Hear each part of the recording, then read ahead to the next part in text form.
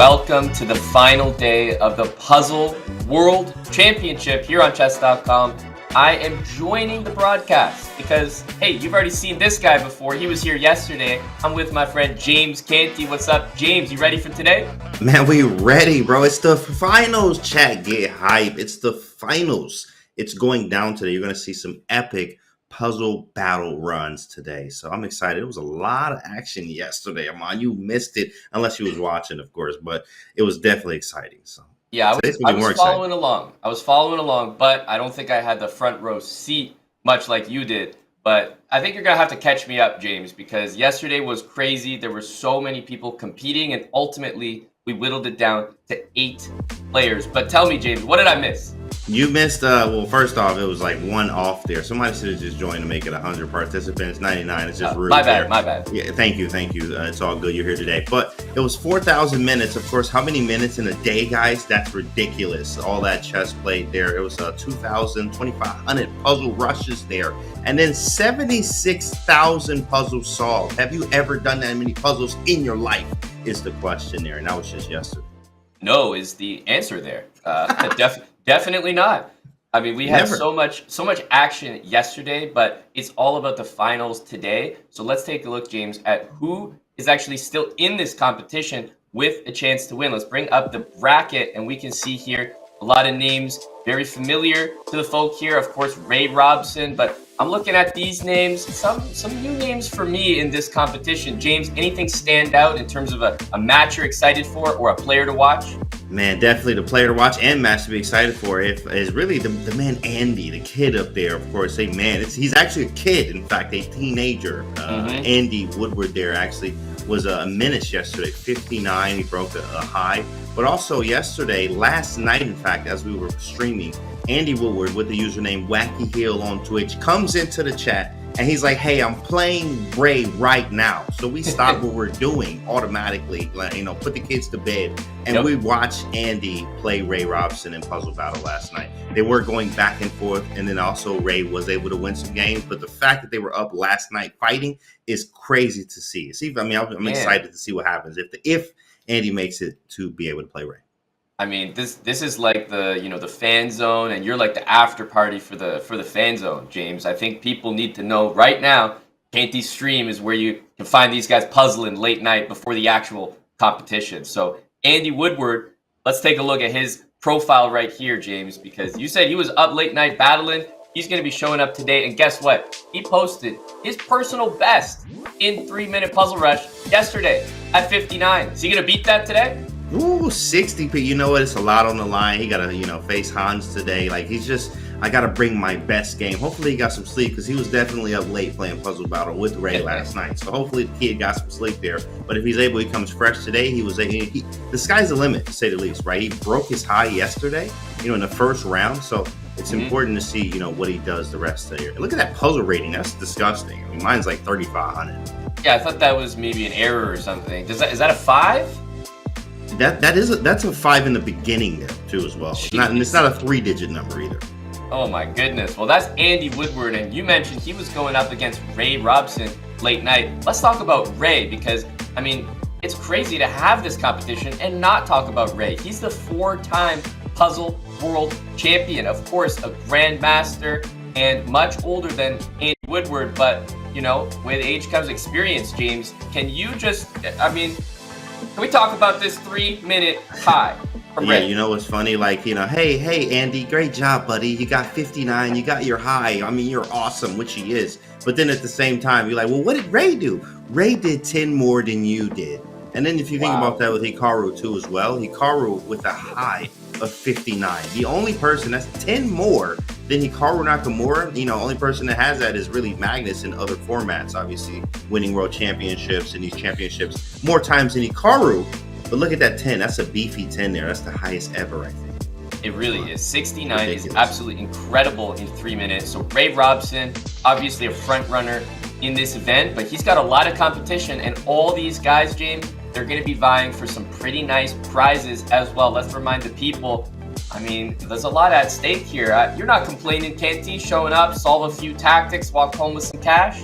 Man, look at that. 7th place, 1,000. Look, I can show up halfway through, late, you know what I mean? Tired, just waking up, and then even lose all your puzzle battles, and I walk away with $1,000. Hey, it's a good day. That's a great day. 5,000 for first place. These guys have a lot on the line. And I mean, we also have to remind people, James, that the format for today is going to be a little bit different from yesterday, right? Yesterday, we had, kind of a Royale format, everybody competing. But today, we're diving into the KOs. And most importantly, it's an 8-player double elimination bracket. So you're watching, you got a fan favorite here. If they lose, guess what? They're not out just yet. They go down into the losers bracket. You got the winners bracket, best of 8. And the losers bracket is a best of 4. And most importantly, James, all the matches are played in Puzzle Battle today. I mean, talk to us. What's the difference that we can expect with Puzzle Battle compared to yesterday? Well, first off, Puzzle Battle, I don't know what they put in those puzzles here. We do have to take a talk with Danny as we blame everything on Danny. We know this. They always blame Danny. But here, I mean, the Puzzle Battle parts, it feels like they're a little bit slightly easier. I guess I got 51 in a Puzzle Battle for the 3-minute, but then can never even break 50 with the 3. I mean, 49 almost every time. Maybe you can get a 51 day. It's hard. It's easier, I think, Puzzle Battle. But also, with that being said, you have to fight against your opponent. It's you and him. It's not just you beating your high score in 3-minute Puzzle Rush. I think you have a little bit of adrenaline there. Like you have that attack in you. You want to beat them, but you can also strike out very early too as well. That's right. You know, they always say sometimes you don't have to outrun the bear, you just have to outrun the other guy that he's chasing. And I feel like that's kind of what we got here in Puzzle Battle. And I think most importantly, to remind the people as well, these competitors will be doing the exact same puzzles. So you're not going to be having like, oh, you got a lucky run, or you got that puzzle, I didn't get that. That one's easy. Nope, they're going to be doing the exact same one. So James, I really feel like this is the ultimate test between two puzzlers. You're doing the exact same puzzles. Hey, may the best man win. May the best man win, and may the best puzzler puzzle. So it's going to be fun to see. Of course, we got a nice lineup today. This is important. The puzzle battles are, man, it's so much tension there too, especially when you see someone, I know for people to play puzzle battle, and you see that person, like you can see they're bored and they're just like whipping through puzzles. Then you get a little anxiety there and you just like, oh, I'm not going as fast. And then you blunder and then you just lose. Yep. So there could be a lot of that today, you know, if you don't get your nerves in check there. You're calling it. I mean, how does a young player like Andy Woodward, we see him on cam right here, how does he handle that potential pressure, anxiety of seeing, you know, someone like Ray just racking up the check marks across from him? He is up against, in the first round, Hans Niemann, James. You think the kid's got it in him? The kid's definitely got it in him today. You can see he's just ready. He's locked in. You got to lock in, as you see him locked in right now. Is he playing? Who playing? Somebody's playing right now. It looks like Christopher Yu and Ray right now. Yeah, this is I think this is someone else. Are they going right now? I actually don't know. That looks like Chris. But maybe not. I think we might be watching a different puzzle battle. Just working. They just want to work. Are they training? Did we start? You know what I mean? Like, hey, do you know that it's about to start, guys? Or like, okay, cool. They just don't care. They just gonna play it out. Wow. Yeah, I'm wondering. So we got, is that Hans in the top right there? That looks like who is that? That is Hans. Top right. Okay, Hans and Andy. They're fixing it. Blame Danny. Danny, come on, bro. Get Danny out of here. Get Danny, man. Get him on the phone, bro. But I think that we have started here. By the way, I just like to point out, no matter who we were watching there, I didn't see an X. Like the guys were up at like 30 plus, and they didn't even know what a red X looks like. Right, exactly. Yeah, this is. I actually hit my high. I remember being there at the chess bar pad, sitting in that seat, and I actually broke my high for the first time in 3-minute Puzzle Rush, which I think was 44. I'm at 49 now, so it's sentimental there. I remember sentimental. So yeah, you know, this chair, just like to say, you know, if anyone looking to break their high, you know, I'll be willing to sell some chair space. You know, we'll auction it off. You know, sell some chair space. That'd be great. Yeah, at the chess bar pad, of course. Okay, so these boys, is this Ray and Chris? Yeah, it is. It is, yeah, and this is the match that we were watching. So this was Ray and Christopher Yu, and I was talking about 30 with no X's. But what about this? They're at 50 and they haven't got one wrong yet. All greens. All greens. I'm a jinx. Oh yeah, Sorry to Christopher Yu that was the there. commentator curse. Honestly, that was my fault. Yeah. We can blame Amon and Danny. So Okay. 30 Oh, seconds 50 left, green. and they're both pushing these 50s, but two X's. James, you know that feeling when you're doing puzzles, you get two wrong, all of a sudden you just do them a little slower because you know you got to be careful, don't want to be out. Yeah, you don't want to be out, but also then you have that person that's catching up, or they're above you right now. For instance, as you see, he's extending the lead. Plus, Hmm. today's this best of 8, so whoever wins 4.5 out of these, immediately they're going to start another one. Whoever wins 4.5, it's a wrap. It's over there. So they're all puzzle battling right now. 51-52. Whew, Wow. man, he was close. Look at him going to comeback. Look, Chris, you. Dang, that was very close. And we can see, like, we talked about the high for Ray Robson. That was at 69, and he's here posting a 52. Obviously, it takes some time to warm up, and you only need to be better than your opponent. So 52 was enough to get it done in the first game there. Okay, well, I mean, it actually feels good because I hit 51 in Puzzle Battle, but that's it. 51, and I was done. Like 51, I got the 50, you like hype. But then that's it. Like Ray has another gear. A whole nother gear is different. So what you're saying, and by the way, James, I'm in the same boat. And what we're saying is that our highs, Ray just beat with one of his worst runs to start off. Warming up. Yeah, exactly. He reps it. You know what I mean? He reps it. He just does it for breakfast. Oh, that's cute. He calls it cute. Oh, 51, that's cute. Oh, okay. Yep, that's and right. Keep going to work. Wow. So Ray. I think when I'm watching puzzles, one thing that I like to pay attention to, I don't know if you do the same, is kind of like the splits. It's like how fast do you get 30? How fast do you get 40? And right now the guys are on a pace where they're getting 30 well before a minute has gone by. Yeah, they said. In fact, I think yesterday was Danny said this. Is here every year doing the commentary portion, and he says having 40 with a minute and 30 is a very nice spot to be in. So that's like a sweet spot. Sometimes if you have more, it's even better. But if you're at 40 with a minute and 30, you're in the clear to have a very good run potential. Right. Yep. That makes sense. And you're talking about that pace. The guys are on it right now. And, when they're 37-37 like that, neck and neck, it's kind of a feeling of, you're working on the exact same puzzle at the exact same moment. So it's like, oh, okay, yeah. Who's going to be faster? And sometimes the one, like I play so much of it now, it's like the strategic part of like, if they get it wrong and you're like, oh, which one did you get wrong? Let me slow down. Exactly. Oh, you probably played this. Let me play this. Oh, got it right. It's like crazy little tricks like this can give you that advantage though. That's a good point. Yeah, because it's always a flex to get one correct that they got wrong. You're like, oh, okay. Yeah. Oh, you got it wrong? Well, I got it right, buddy. Wow, neck and neck, amazing. Like Christopher Yu, he lost that first one, but just by 1 point, and they are on the exact same pace right now.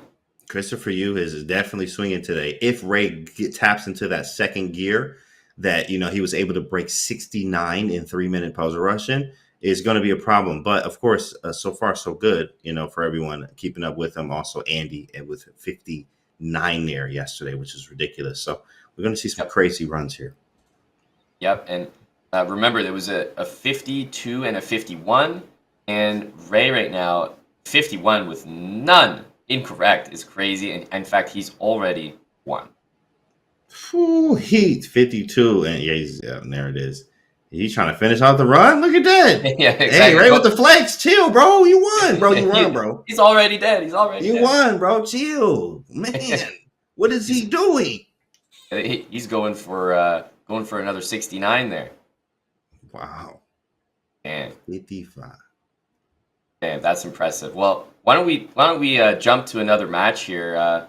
Also, a battle between some of the youngsters and a guy who was competing, James, on our channel. This is Pranav. We were streaming and he was competing on our channel. I'm a little biased here, but given that I'm in the commentary seat, I say we take a look at Pranav's match against Liam Putnam and see how he's doing there. Definitely, V Pranav. I remember when he was just Buddy. Now they call him by his first and last name. V Pranav. All right, buddy. Now it's just they grow up so fast type thing. I remember seeing them playing you guys in the long marathon matches on the stream. Now he's running the stream. Look at him. I mean, it's insane the level up from the kid. No, it is. And, I thought I was completely powerful here, James, but, production's telling me, hey, you know what? You don't run this show. That's our show. Yeah, it's we're sticking with Ray Shea, baby. Correct. And he's up 2-0. He's up 2-0 now. James, he could win 5-0, right? 5-0. So we're talking about best of 8. I'm not saying it's the most likely outcome, but it is possible to just go 5 wins and then you don't even have to play all 8 matches. It's a best of 8. Yeah, that's true. Best of 8, which could be crazy, especially if you start down 2-0 and you're like, okay, this guy is he's mean. He's not giving me anything here. You get that third one, then you start, all right, well, I'm out type thing. Exactly. First round. But of course, hey, like we said, hey, I'm out. Well, you know what? Hey, cut the check, Chess.com. I'll get the invoice. What's the link to the invoice? Thank you. I appreciate that. Get that 1,000 from y'all. All right. So actually an early mistake from both players there. I mean, sometimes those early mistakes weigh on you. And as I say that, 2 wrong at only 38 here, so much pressure now because he's going to be really slowing down. I see 45. Yeah, and this is looking like a clean 3-piece coming up. Ray in the zone, locked in, seeing everything. Only had a few wrong so far. High today of 55. Chat says 57 from little Andy there. In fact, we're going to be calling him Big Andy after this one. 57 from Andy, apparently. It's a nasty run there at the bottom. Wow. 57-48. Yeah, this is it's like a playground at this point. He's up more than 10. He's already got the win. Do you think that this is just, you don't want to cut things off? He's just warming up. He's just starting. You may as well get the reps in before you go to the next game. Yeah, it's funny. I guess he's warming up. He's using Christopher Yu as just the warm up. He's like, all right, I'm warming up here. I'm just gonna get the warm up in. It says 2-1 now. Did he win a game? Did Chris? No, I don't think so. That's got to be a clean 3 for Ray. That's a 3-piece coming in. 3-piece coming in. 57. Come on, Ray, chill, bro. Dang, bro. Oh, 57. He don't even care. This is a very scary man. You want to stay far away from him, Ramon. Okay, yeah. I'm just saying. You want to stay very far away from Big Ray and have a nice day. And you know what? In this format, this KO format, I think it's worth mentioning. I've been talking about a clean 5, but although it's kind of rare, it is possible, James, for these puzzle battles to be a tie. So you can actually win the match with 4.5 points. And you can get that tie by obviously having the same score, but also having the same number of red X's. So if I have like the 3 X's, you have 3 X's, and we both have 41, it actually is a tie, a draw. Oh, yeah, I remember that. I remember seeing that, which is pretty cool that there is a draw. It's very rare that happens. Like sometimes for me, the only times I'll have the draw is like I'll have 2 X's, we both on 41. I'm not moving because if I get it wrong, I'm out. And they don't move either, and then you get that draw, and it's like, that's cool. So it's awesome to see that. It is possible to get draws here. Not very, very likely, but definitely very possible. Yep. Very possible. 54 is there. Okay. Got some stuff moving around. See if we can move around anywhere else. The V, Pranav, or the Liam. Let's see if we can take a look at that soon if we got that up. Yeah, I think at the moment we're sticking with this one. Honestly, we might not have to stick with it very long. Much longer, James, which is sorry to Christopher Yu. But remember, Christopher Yu, even if he gets wiped by, the 4-time champion in the first round, guess what? He's not out of the competition. He could come back with a villain arc, with a vengeance from the loser's bracket. Yeah. Oh, I forgot. You know what? One thing you do have to forget, and this could be like, what do they call it? The Swiss Gambit in a way, where don't try this at home, of course. But, you lose the first game or the second game just to get different pairings so you can run up through the rest of the field. And then, you finish on the back end, basically, at first, but losing the first round type thing. So you could see some Swiss Gambit here from Christopher Yu. In fact, losing to Ray in the first and then coming all the way back through the loser's bracket. It's very possible with a double elimination format, which I think is a pretty awesome format. And I think you got to have some mental resilience. Like, I'll tell you, James, when I'm doing puzzles and I get one wrong, my immediate thought is like, no, the puzzle must be wrong. I was Yeah, right. yeah. I mean, Like, call oh Danny no. right now. Nah, bro, this is crazy. Bortnick did that yesterday. Yeah, it's like, no, the puzzle must be wrong. Like, oh, that's the answer? Ah, that's so silly. Like that doesn't make sense. So I tell you, I have the Yeah, worst mental for puzzles, but these guys, you get one wrong, you just go to the next one. So I yeah. think you got to have that short-term memory. 100%. Yeah, you have to have the short term memory on it. The puzzle's wrong type thing. Call Danny. Then I look at it. And I'm like, okay, well, I mean, I guess it makes sense, but okay. I mean, okay, Hmm. or whatever. And then I just get to the next one because I was wrong. So I was like, all right, cool. Yeah, you're right. All right, all right, all right. You got it. Whatever. Whatever. And Freedom. it looks like it's going to be a 4-0, and it will. Incorrect there. And he's still looking good here. 4-0 for Ray Robson. So at this point, it's looking like the Ray show, at least in this first round matchup.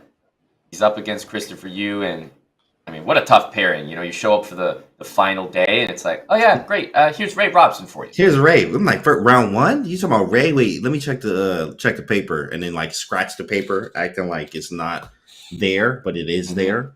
Yeah. To see if you can wipe it off. No, it's still there, buddy. You got Ray.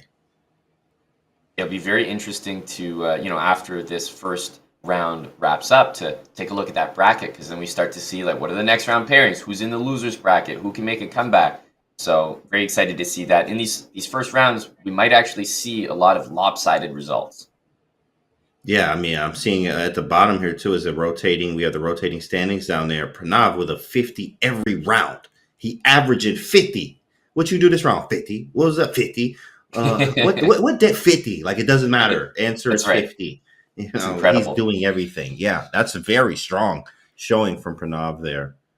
And I think, Raunak with 140. I think you start to get used to the skill from these players, but like, don't let that make you forget how impressive it actually is. Like, just because these guys are cranking out 50s, 50 plus every single time, I mean, that's incredible. It's really impressive, the level of puzzles that we're watching here. Oh, that's definitely awesome. I mean, that level is always inspiring to see. Averaging 50 is nasty in 3-minute PR, buddy. Like, what is he doing? Andy doing the same thing. 50, 57, 54, 56. Like, get off me, he says. Get off me. Oh, my goodness.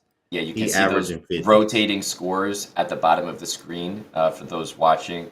Those will be the scores from the other matches as well. And up against it here is Christopher Yu. Not only does he have those 2 X's, he's 6 points behind, and it's effectively match point. Yeah, this is it here. It's Christopher Yu. He's like, all right, cool. The good thing is really that double elimination makes it much better. You just feel better. You're like, all right, cool. At least I got another shot at this. Yep. I had to face the big dog. Ray, it is what it is. I learned some things. I keep moving. I go through the losers bracket and see what I can do through there. And also maybe inspire you too as well when you get that L to do better. Man, all green 50s. Hey, Ray, you got to chill, bro.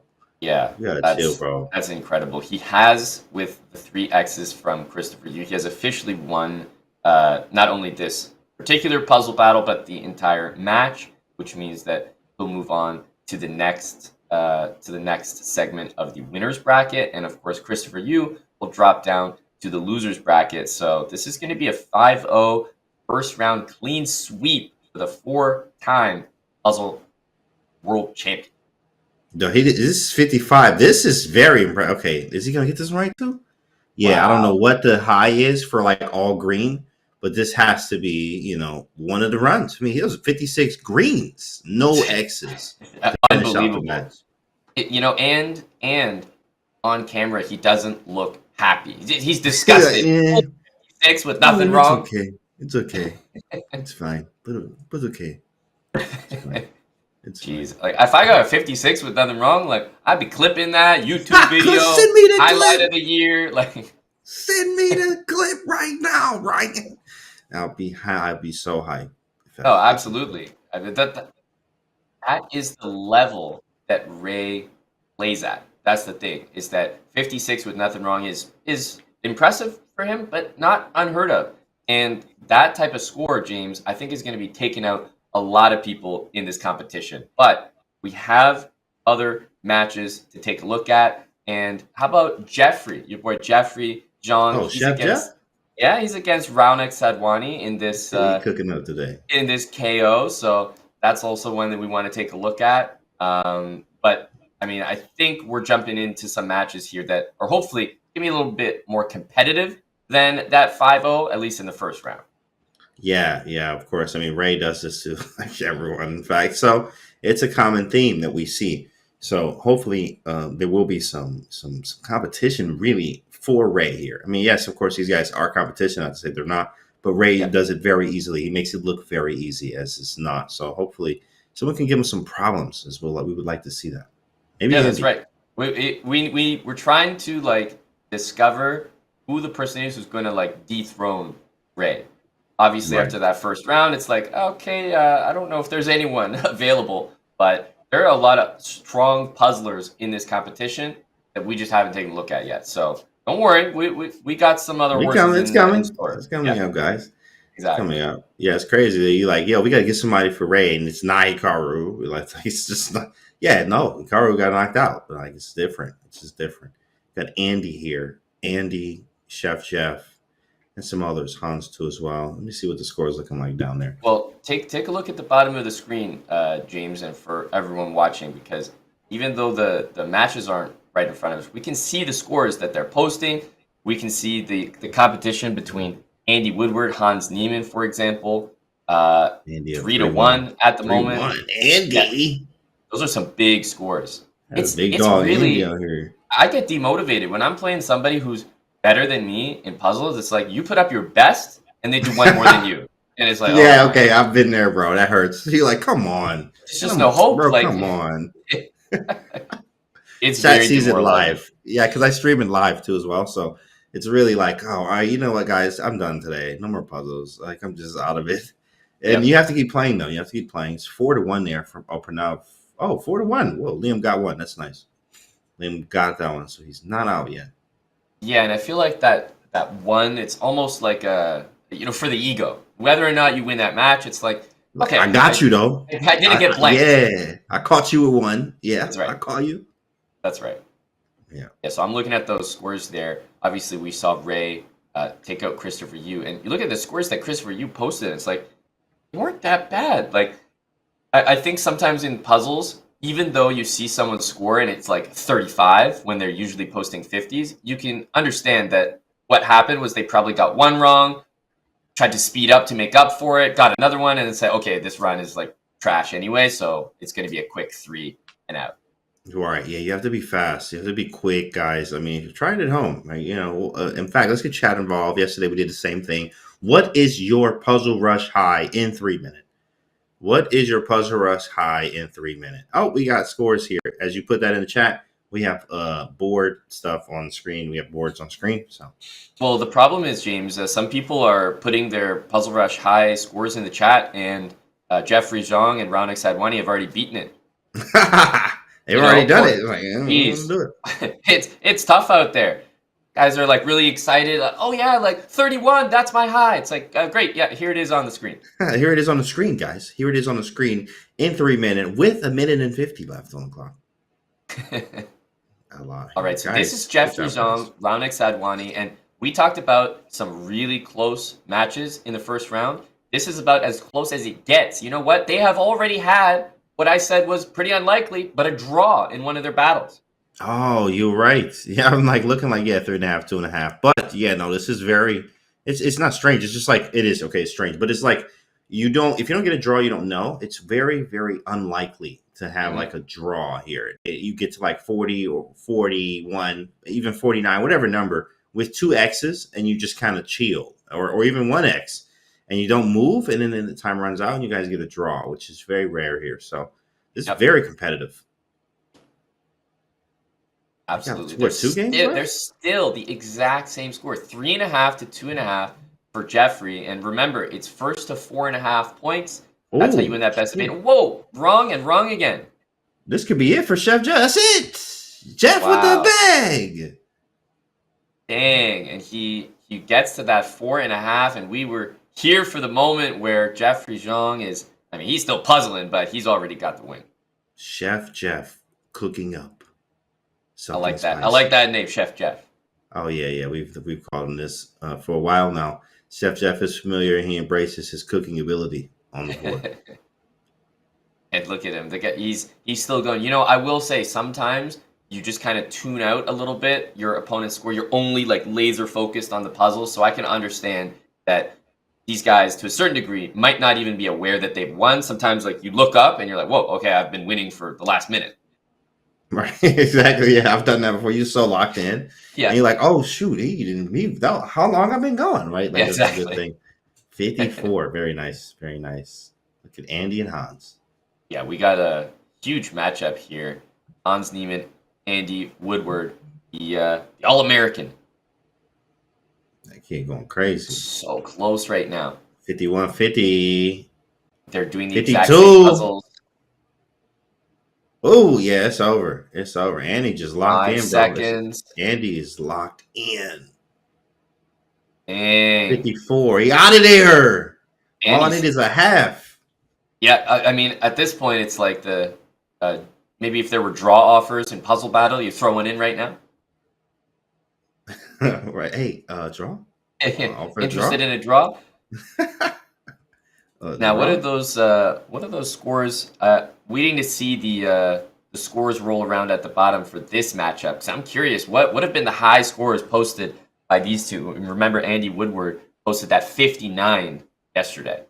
Yeah, he did at 59, which was beefy. I mean, that was a personal best from him. He just hit that boy Hmm 59. That's very strong from the kid there. He does this every day. As I was talking to chat yesterday about this, as this is something that the kids do a lot. I mean, Puzzle Battle, Puzzle Rush. I have, Oh I my coach a goodness! lot Look of at kids. those Stay there Andy every day. Woodward scores. Oh, Yeah, he's a beast for it, bro. Everything 50, averaging 50 plus. Like somebody oh in the my chat said that. God. Not even just 50. 57, 54, 56, 54. Yeah, Unbelievable. that's Ray numbers. Truly. Ray numbers. That's, he's looking like the biggest competition for Ray at the moment. Yeah, that's Ray numbers. He warming up with 50s. When you start warming up with 50s, it's a different league. It's a different league. Everything That's 50. right. Pranav was doing that too. So, in fact, Pranav is already, I think he's a right under average wise 50. I Hmm mean, he's at 50, but he's like a lower 50 than Andy. But Right. still 50. Still 50. Like these guys, it's going to be Pranav, Andy, and Ray are looking like the strongest right now. Because you know what? We always talk about how in Puzzle Battle, you just have to beat the guy you're up against. So let's say that, Andy posts a 59 and you post like a 35. Like, yeah, he wins that Puzzle Battle. But then on the Man. next one, if he posts like a 52, you get a 53. It's 1-1. It doesn't matter that he won the first one by like 20, or a bigger Right. margin. It's just about those individual Puzzle Battle wins. That's just correct. Those individual wins, right? And just staying locked in. I think one thing which they don't have when since we're talking to production here in engineering and Danny, get it fixed. We need it now. We want actually to have the focus mode option that you used to have, in Chess.com play mode. We can like focus only on the board and not see nothing else. Focus board would be nice. Focus mode, I mean, would be probably nice for puzzles too as well. So you can be able to only see your puzzles here. Sometimes you're just focusing what they say, like when you're running a race type thing, and you look behind you, and then the guy passes you because you was looking behind you, right? So it's Yep. important. And It's important Pranav, to I have see, those. just got that win, 5-2, and man, some really close battles at the end. Just a single point, where even the X is determining the final results there. Andy Woodward in this one, he's got 52, but 3 X's. This is a chance here. 3 X's. He got it. Oh, 52, he got it. I'll just claim the win and be out of there. But they I just think always continue he's to got finish. it. They just always Wow. continue to finish. Man, that 53, feels good, 52. right? Shoot. Man, now I would feel a little bit better. Now I would feel a little bit better from Hans here, at least. Just slightly, right?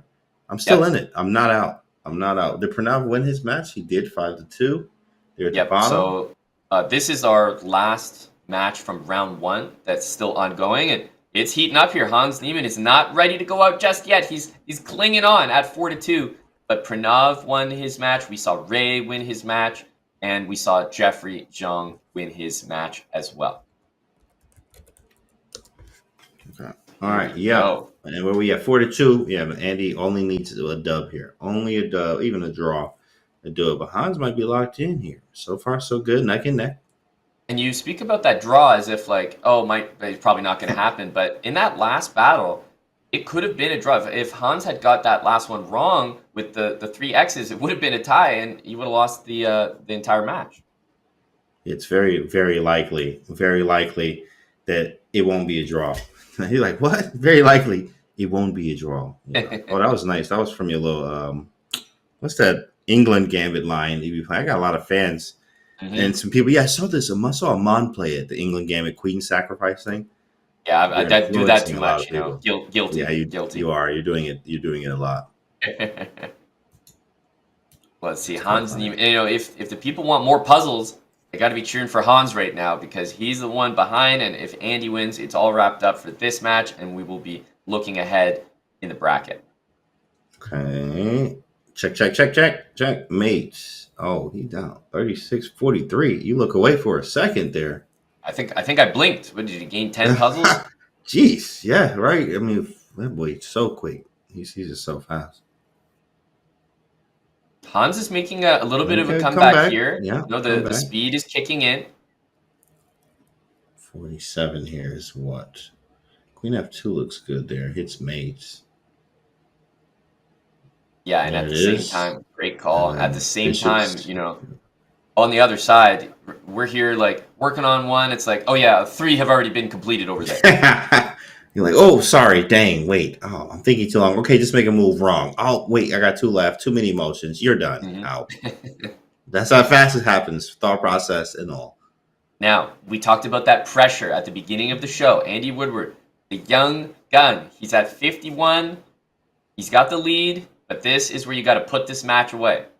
He has to do it now. He can definitely do it. He has 1 wrong, and he's been consistently hitting these numbers today. Oh, yeah, he got that right. Okay, 53. Good job. Yeah, this is looking bad for Hans. 30 seconds. Yeah. 53. There's 1 wrong. Will we be seeing a repeat? Breathe through it. 54. He got it.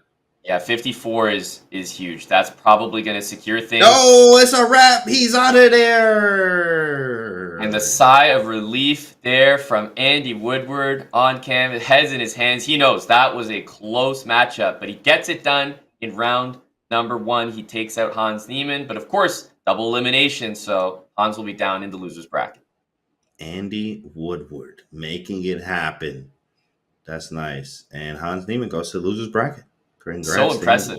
The way he handled the pressure there at the end. You thought like maybe he was going to choke it out like he did in the previous battle, but calm, cool, collected, seeing that maturity from such a young competitor.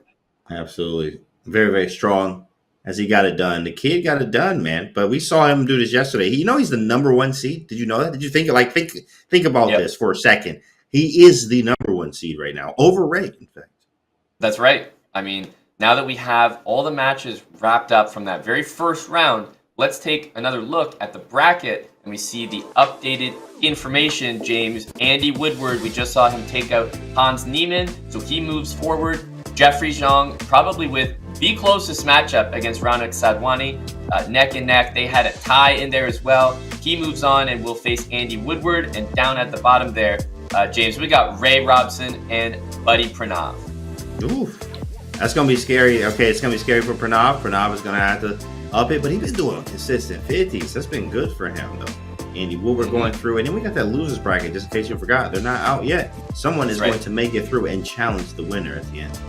Yeah, I mean, make sure to pay attention to those names. Just because they're down in the loser's bracket, someone is going to be coming with a vengeance, which means when they get all the way to the end of that loser's bracket, they're going to come up, back from the dead, up to the winner's bracket, and they're going to see what they can do. But remember one thing, in the finals, the guy in the winner's bracket does have 2 lives still available. That's what double elimination is all about. So even if the loser's bracket beats the winner's bracket in the finals, they go again.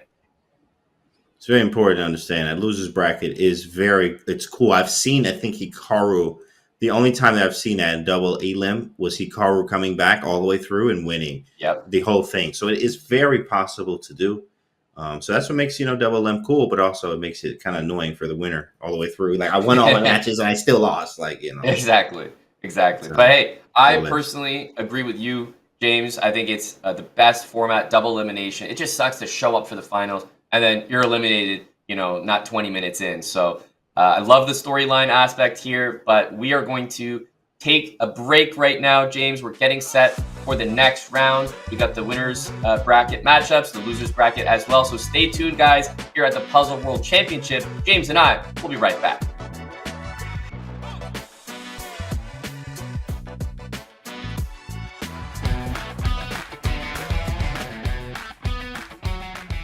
Welcome to How to Reassess Your Chess, the fantastic book that was written by the late Jeremy Silman. He recently passed away, but he has left a legacy of the concept of the imbalances that he elucidates so very well. This concept is really a game changer. Once you hear it, you can't really ever get it out of your head. A 1500 player didn't like to just attack, but Silman beat it into his head. Listen, you've got to attack when the king is stuck in the middle of the board. Looks like he might be able to take it back, but he said, no can do. Black decided to play bishop to c3, dropping a queen sack on the board. What kind of move is that? We see a mate threat that cannot be stopped, and of course, if you take the queen, rook takes, and mate on a stick. This is how Jeremy Silman's students play? Man, that's the kind of teacher you want to have.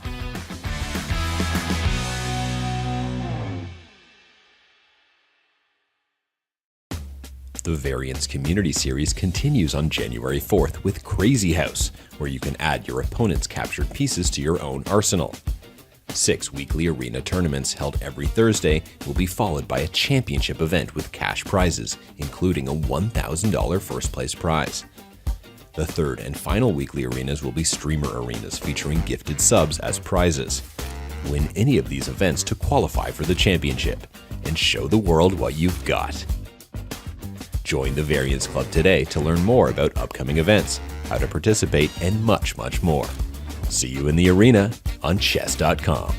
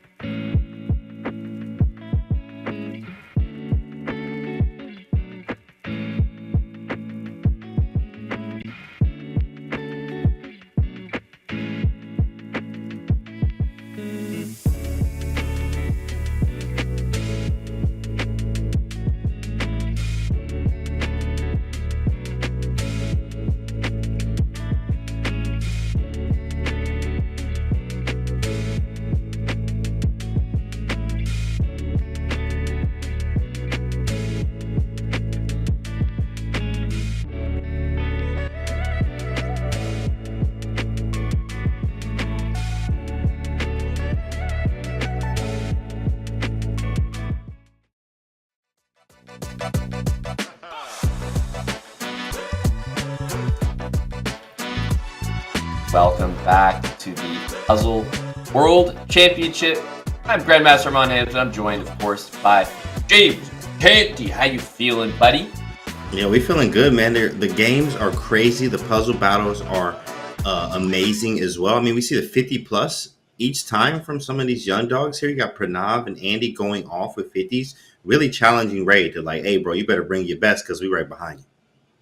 And all 50s is something that, even some of the best puzzlers don't manage because, you know what, they just get an early one wrong, have a bad run, it goes like, 41. Like, they're capable of high 50s, but they can have those low scores. But to just be a consistent 50 plus, I feel like that's championship material right there. That's 100% championship material. I mean, we see Ray did that. Ray didn't touch a 60. Ray 50 every time too. High 50s, right? Which is insane that they're keeping up with that. So, Ray is definitely going to have, his hands full with these guys. He is still the favorite here, but the kids, Andy and Pranav, are on his tail for sure. That's right. And you talk about Andy Woodward. He's up against Jeffrey Xiong in the first matchup here, James. We're going to get right into things. This is another All-American matchup. So Andy Woodward is just, he had Hans Niemann, now Jeffrey Xiong. He's got tough road ahead of him. Absolutely. Yeah, he has to face Jeffrey. And then you still have the losers bracket too. Like, don't forget about that. There's always people down in the losers bracket that you have some matchups down there to see who does what and how they get through. It's important. That double elimination makes things very spicy because on the other end there, definitely can be somebody waiting for you. Like, hey, you remember me? That's right. And hey, look at that. I mean, if I'm not mistaken, isn't that X the fourth puzzle? Oh, snap. That might have been a mouse slip or something. That does happen. Or that can happen. Or you just think it's like one really basic checkmate, but it's another basic checkmate idea. I've done that too, but it's throwing him right now. 2 wrong. Andy with two piece before 30? What happened? No, that's a bad run for his standards for sure. 100%. It does happen. We're bad things just happen. Obviously, through one mouse slip can lead to another, then you really actually get one wrong. Now you're down to your last leg here, and you have to really focus, which he's good at doing. And as you see right now, he's focusing, but he does not have that chance or that luft for his king here. He needs to be careful. Almost the way that I think of it is I think of like Alexander Grishuk. Everyone says he's so good in time pressure, and it's like great, but he doesn't want to be in time pressure. It's like Andy Woodward. He's a great puzzle solver. Like, he can manage this comeback, but he doesn't want to be here with two X's. I don't want to be here, right? With 2 X's, and you look at him keeping up, getting it done. Jeffrey, all greens, 43, making it happen. Chef Jeff and Andy Woodward, 44. So impressive. These guys are pretty much at the exact same puzzle right now, but those 2 X's are going to play a role. He's just going to have to be that much more cautious. And look at Chef Jeff beefing up the score. Okay, cool. Yeah. Get another one. Get another one. Go ahead. Your move, buddy. Got to figure it out. 30 seconds. Yeah, super impressive. 46. He got to figure it out. He's doing it. 47. But he got that tied. One wrong. 48. There. Oh, my goodness. This amazing. Close. So close 49. Here. Andy Woodward with 2 wrong since 30. 49. 50. You better move, Chef Jeff. He's out of there. He's out of there. If he gets this one. Yeah, he's got it, and that is a win. Punished for the early mistake there. They're coming back to bite him, James. But yeah, I mean, to have that right, he got 20 right, like maybe 19 in a row from 30, 31, something like that, and then got one wrong. And I can tell you, James, we're in for a very exciting match. When you have the guy who's maybe the perceived favorite losing in the first round, it's going to get spicy. Yeah, especially because then you get a little bit heated. You're like, even though you just lost to an excellent player, Chef Jeff has made it to the semis, and I think sometimes maybe not the final, but semis. Like almost every year, you see him getting through the stages. So to see that, Chef Jeff is a strong player. Andy just being a favorite here says a lot about Andy's strength, his quickness, and how strong the kid is. Knight of 6 is there. Yeah, that's nice. Yeah, and he's right. I mean, the thing is, these early tactics, these early puzzles, they fly by so quickly. We hardly even have a moment to be like, oh, this is a really important tactic. This is an impressive tactic. It's like the position barely even shows, and it's already done. They said Ray lost. I'm watching chat slightly. I look over and they say Ray lost. Let me. Hold on. We're gonna check the standings when they get that thing rotating at the bottom.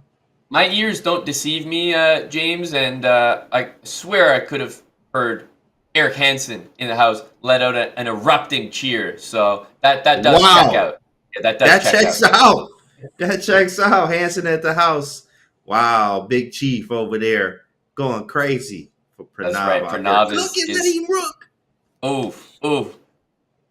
Pranav and Jeffrey Xiong both taking victories in the very first game of this next round against obviously what could be basically the two favorites, Ray and Andy. So this will be very exciting. Man, I mean, hey, anything's up for grabs. Apparently, Buddy said, yeah, Ray what? Ray, I got a Ray gun for Ray. What is this? Okay, what do you think this is? Wow, Pranav with a dub over Ray. That is a big day. I'm feeling amped if I'm Buddy Pranav at this point. Feels good. And what a bounce back from Andy. Talk about that first round. Hey, there's my jinx coming in with a red X for him, but he's still up by 3, 4, and counting. And 53. Yikes. I mean, I think I kind of knew it was going to be scary after the first run. Like, it was narrowly close to the point that, Andy could have won with 2 X's against Jeffrey. Right. And although they both struck out, 55, obviously taking the win there and bouncing back. So it is 1-1. This is also a reminder, James, before we get back into this Andy and Jeffrey Xiong match. The losers bracket is happening right now as well. So I want to bounce over to some of those games too. These are happening concurrently. So I want to make sure that we're showing some love to those players because we'll see them again. Liam Putnam, Christopher Yu. We haven't yet seen Liam in action, but I'm telling you, James, this guy, young player as well, young competitor, he posts some big 50s. I think he was posting like 57, 58, 59 yesterday as well. Yeah, he did. Somebody said 59 was yesterday. The all green 59 he posted yesterday. He was just locked in. Different type of locked in 59. That's pretty nasty. They say Ray just posted a 60. Oh, he was mad. Oh. My goodness. Ray woke up. Wait, excuse me? You beat Ray me? woke up. I bet. Okay. Damn. 60. Yeah, keep in mind below the screen. Ooh, and is this going to be a victory for Christopher Yu? I think so, based on the X's, right? Oh, yeah, that's going to be a victory. That's going to be a victory, 54, yeah, based off the X's. And if I'm not mistaken, look at the first game. Christopher Yu, Liam Putnam, right at the bottom of your screen. 53-53, 54-54, and it's going to be 2-0 for Christopher Yu. Both of them were the exact same thing. They had the same score, but Christopher Yu had one less X. Incredibly close. Incredibly close. That's very nice, Liam. Very, very nice from him. In fact, that 60 that Ray dropped, Chad is saying, Pranav dropped a 57. You got to score more than 57 to beat Ray. It's going to be a bad day. You know what I mean? What a fun matchup. Oh, my goodness. Imagine that. Drop a 57, and it's like, okay, congrats. Not good enough. Yeah. Try again. Wow. The match that we're watching right now here in the losers bracket, I mean, this is actually one of the closest I've seen. Identical scores in both rounds so far, and yet it's 2-0. Yeah, that's tough. That's tough. But okay, at least if I'm Liam here, I'm feeling a little better. Like, okay, you know what? Look, it's very close. And Liam actually running up some numbers here now. He's up 5 in this one. Now, of course, he can definitely catch up. Chris, but he got the lead. I feel good. That's right. Yeah, no, he can definitely come back here. He's obviously posted the exact same scores. So it's not the situation where it's 2-0 and you feel like, oh, he's been better than me every time. It's like, no, he's been just a sliver better. So definitely something you can come back from. James, we got other matches. I want to bounce around also to Hans Niemann and Raunak Sadhwani. These guys are going at it also. of course, in the losers bracket, but looking to make a comeback. And Hans Niemann up 2-0, but looking like he's going to lose this one. Whoa, shoot, bro! The difference is like a 10-piece. That's a way to come back when you come back 53, 50, 44. Let's see if he can tie it up, right? He's going to make it 2-1 right now, and this next one is going to be intense. Definitely going to be intense. He has to strike back here, Raunak, that is, or Hans is going to feel more comfortable. Once you get that 3-1, you feel comfortable. Not to say that you let loose or you let your guard down, but you feel comfortable when you always have a 3-1, no matter what format you're playing. So 3-1 feels good. So you have to bounce back now. This is very, very, very critical for Raunak. Agreed. So let's see. Good start for both. Very similar. Obviously, keeping in mind those metrics, the pace that you want to be on. You were mentioning, Canty, something like, 40 with a minute 40 on the clock? That's right. A minute 40, even better. The more time you have on the okay, it's obvious. But definitely the sweet spot is like minute 30 plus with 40 already. And all greens too. Like, having anything wrong can definitely help or definitely mess you up. That's nice. Buddy tied it up. Man, chat keeping us ahead. Pranav won 54-53. Oh, he came to play. That's insane. That's insane. No, we got to go there next. I mean, it's just sounded like the most hype matchup, maybe a preview of what could eventually be the finals as well, because you got to feel that if you're going toe to toe with Ray, taking games off Ray, like that immediately makes you a front runner for the competition. Immediately, like, wait, who is this guy? Who is this guy? That's holy, what the hell? Wait, did you see that? Yeah. I've got like 8 in a row. Just yeah, I saw that too. Like, what happened there? That was strange. It's like, I know these guys are talented, but can they really do that? No. Actually, it's I don't know what it is. It's some type of, maybe not a glitch, but I don't know what it is. It's happened to me too as well when I'm playing, actually. And then I was like, yo, my opponent, I'm up like 6 puzzles, and then I'm up like 3 or 4. Like 2 or 3, something like that. But because of that thing, like, it'd just catch up. Like, they've done them, but I think sometimes it takes some seconds. While their guard is down. Yeah, exactly right. And it makes you think that they moved it a lot faster. And Hans he's ahead right now. But, these last 45 seconds are crucial. Pressure on. A clean 51 for Hans Niemann. It's one of his best runs, I think. Clean green 52. 51, got to move. Yeah, this is very critical for Raunak. It's not looking good. 30 seconds. He's still thinking. Has not found it. There it is. Do you feel like when you get a clean score, let's say 55 perfect, do you feel like, oh man, like I kind of left something on the table because I had the 3 X's to give? No. In fact, I feel very sharp. I'm actually more ready to play than I am doing our puzzles. When you do a clean one like that, you're like, I'm seeing everything. Now you need to go play before you start fatiguing. Like, that's exactly what, how it feels there. But 2 seconds, 55 apiece. Oh, he gets it. That's a dub. That's a dub for Raunak with the dub ski. Get off me. Come on, dog. Come on, bro. Oh, and that just made me think, how interesting it is at the end. Maybe you shouldn't just try before the end, because then all of a sudden you have more X's than them. Yeah. Yep. Damn. This is why you have to chill. You have to wait. You just gotta wait. The strategy. Wow, Raunak, that was clutch. That was very clutch. It's tied up. Well, I mean, after this, super exciting. There's only one place that we can go right now, and it's Ray against Pranav. We have to see this next one. We saw Ray just get that win there. I think it's knotted up 2-2, but Pranav has the 4-time champion on the ropes here.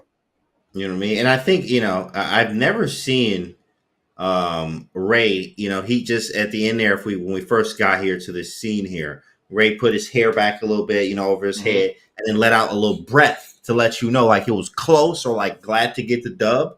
I've never seen this type of pressure on Ray in this format. So Pranav is bringing it to him right now. He absolutely is.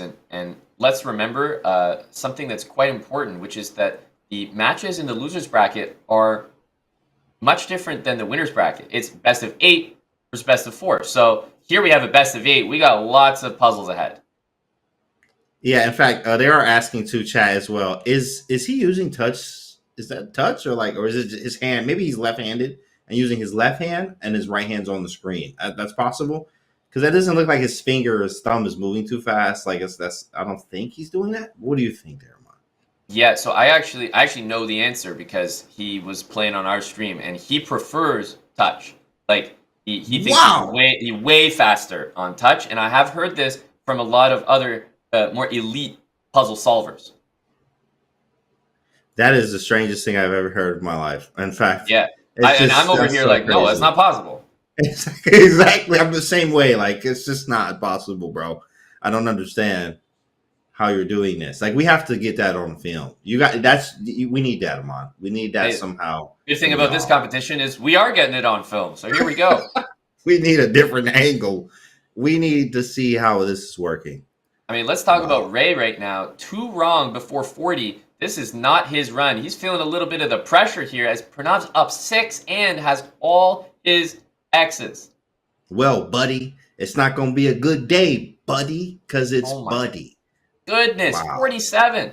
He working Ray right now. Running up the numbers. Working Ray, but it's still even. There is still another match. It's going to be 3-2. Expecting Ray to lose this one as it looks. It's not over, but we do expect Ray to actually lose this one. Yeah, this is not looking good for Ray Robson at the moment, but you know, he's the type of guy that can definitely do these tough ones just as quick as the easy ones. And Pranav's stuck here, trying to figure it out. He's stuck, and if Ray, the good thing about Ray actually, when he gets into the deeper puzzles, he does very, very well here. But okay, he got past it. Wow, yeah, that's a good point. He was stuck there, but he used the time, ended up getting it correct. Totally worth it. There we go. 10 seconds left. Is it even possible to do, 6 puzzles in 10 seconds? There's no way. Not mathematically possible. Look at Ray. Oh my goodness. Ray is like, are you kidding me, bro? Don't make me put my arm through this camera right now. He is not happy. Incredible. Infamous water sip. This is a lead for Pranav. We're going to jump over to Jeffrey Xiong, Andy Woodward. Light speed. There's lots of matches happening here.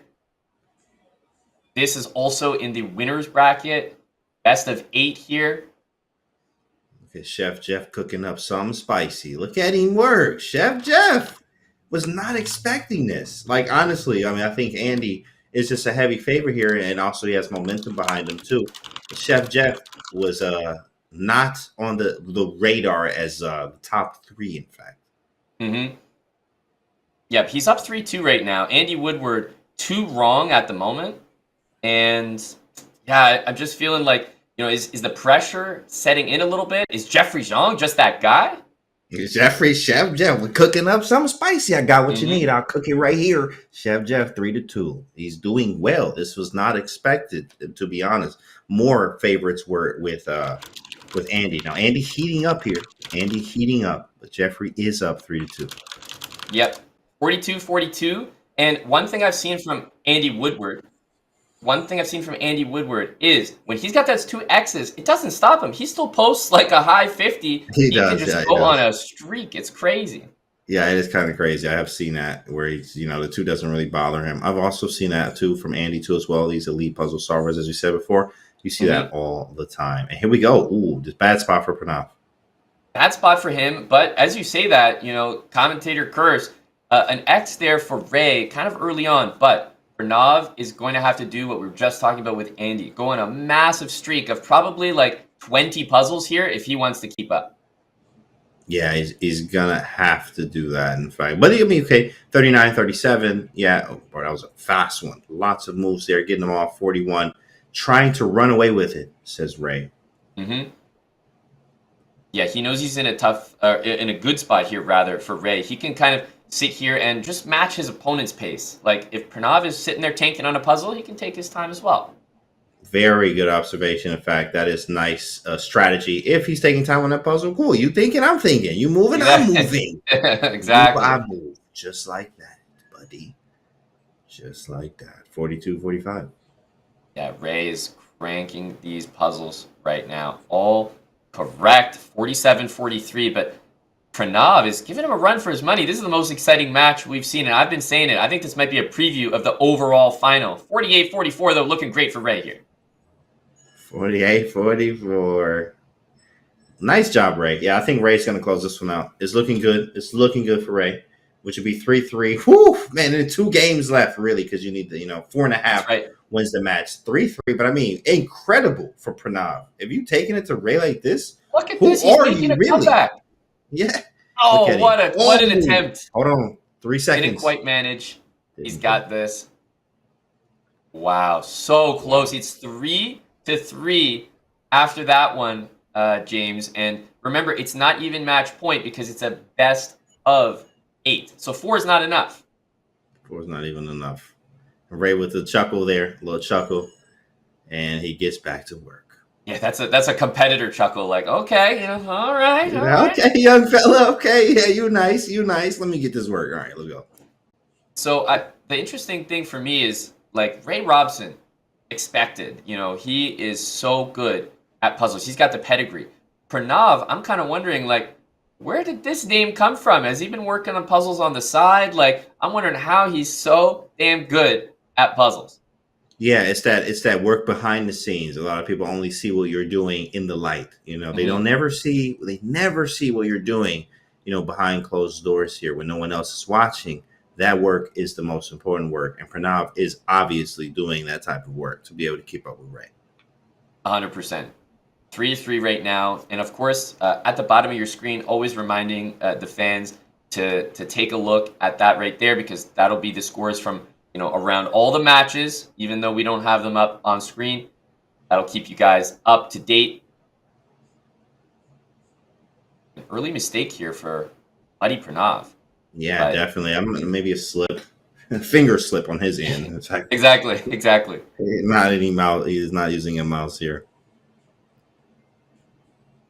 And in that Hans Niemann match against Raunak, interesting to note in the losers bracket, it was 2-2. But Raunak won based on the tiebreak system. So what? Yeah, so he did go through. He did go through. Oh my goodness, that hurts. It does. Dang. Wow. I mean, what can you say? Perfect 40-41 now for Ray Robson. Not with that early X, but it hasn't seemed to phase him so far. 41-39. 42-39. 43. He's doing all greens. That's right. He's on to something. He's rooking, chat. Let him rook. 46-42. More correct for Ray. That's the thing, is like you don't need to just beat this guy once, twice, 3 times. No, you gotta keep getting him. He does not go down. Yeah, you gotta beat. Well, in this case, you have to beat Ray 4.5 times. 4.5 times. But I mean, hey, Pranav's like, well, I did it 3 times. I'm 1.5 more than anyone else would be right now. So 50 with 20 seconds left. Jeffrey Xiong has won his match, and he will advance further in the winner's bracket. Pranav, 3 X's, and that means that now officially it's going to be match point because Ray is taking this one and will be up 4-3. And that is it. Yeah. Wow. Ray with 4 getting the job done there. Hans in chat, by the way, as well. Congrats on making it as far as you did. Good puzzles, big dog. Yeah, unfortunately, going out on tie breaks, one of the toughest ways to go, because you're like, oh man, like I was right there, truly. Yeah, he definitely was. That feels bad. Feels bad, man. But hey, double elimination. At least he had his 2 shots. I do like that format a lot. So we're tuned in now to Ray against Pranav, and this is a super important match. Can Pranav force some tie breaks here? Right, you want it to be tie breaks. That's your best shot. See what the tie breaks can do for you. Okay, let me move this away. Actually, computer is like. That's okay. You're just reminding the people that we're at a racetrack here, and they gotta go fast with these puzzles. Definitely have to move some stuff around. I got a lot of tabs and stuff open, and so yeah. Fix this. okay, on a very similar pace, 26 apiece. Remember that, that hitting 30 before a minute is up mark. I think they're both basically doing that. There we go, right now. And James, you mentioned before the next 30 seconds elapse, hitting 40 is a fantastic pace to be on. Yes, that's a fantastic pace. 100 or 100, a minute and 50 here is very nice. But you want to be like minute 30 with 40 plus. So he's going like it looks like minute 40 with 40, almost 38, 39. Yeah, he's right on. Wow. He's right on minute 30 at 40. Incredible. He's right on. This is all green though from Pranav too as well. Shout out to him. 42. Talk about keeping Hey, you pace. take a draw? Shoot, you want to draw, bro? Well, actually, he doesn't want to draw. Yes, exactly not. He really He does doesn't. not want to draw. This is Draw unbelievable. makes I mean, Ray Robson is just Good I feel job. like the king of this entire competition, and he's out here facing Pranav, who's showing him that he's got almost an equal. This is very good. Very good from Pranav. 50-49, all green, steal. This is Steal all insane. green. Wow. I'm just waiting. Unbelievable. Not that you want them to get one wrong, be like, yo, are you going to get one wrong? Oh, and there it is. Okay. Ooh, and that one, it was very interesting. I think Ray actually saw the puzzle first, but then took his time on it, got it right exactly where Pranav got it wrong. Wow. Hey, 55 green. We saw him do this already. What was his high today, green? I don't remember. I think it was 55. Right here. He could touch 60. What is this? Mhm. Oh, he did 60 already, though. He touched 60 once today. Ooh, Pranav got that one right where Ray got it wrong. 20 seconds left. 57. Heat. 58. So much on the line here. Goes for the check. I guess maybe it was knight d6 or knight d8. But 60, bro. Oh, 60 my is goodness. crazy. 61. Don't do it to him. Don't do it Don't to do him. 61 to him. Oh, man. He trying. Wow. Oh, he couldn't get it off. And he's mad. He's like, I couldn't Well, get yeah, he is 61. mad. He is Come on, upset. What am I Ray doing? is like, no 61 for me. I couldn't get I think a 61. double 60 bomb in that competition with Pranav there. What a match that we just witnessed. Ray ultimately moves on, but James, would you say that at the moment Pranav might be the guy to watch in the losers bracket? Pranav is the other Ray, the smaller Ray, the little Ray. You got Ray, then you got little Ray. And that is 100% Pranav right now. As Pranav is a force to be reckoned with, you do want to fear him as much as you fear Ray. Absolutely. That was really, really exciting. Let's take a look at our bracket and see how things shape up after those results.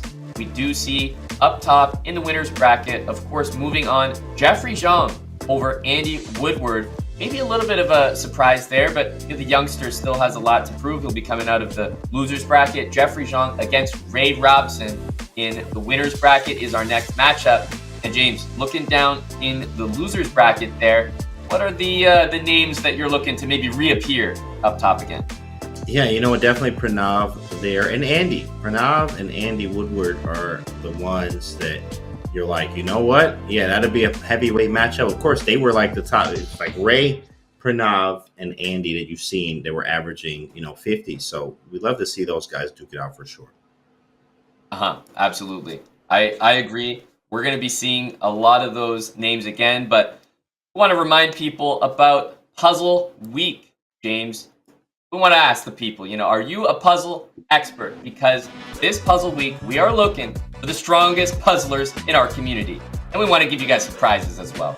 So you guys can submit your best Puzzle Rush and survival scores to the Green Pawns Twitter for the chance to win Diamond membership and, kind of a cute little Mittens plushie right there. Use !puzzler in the chat for more info on that.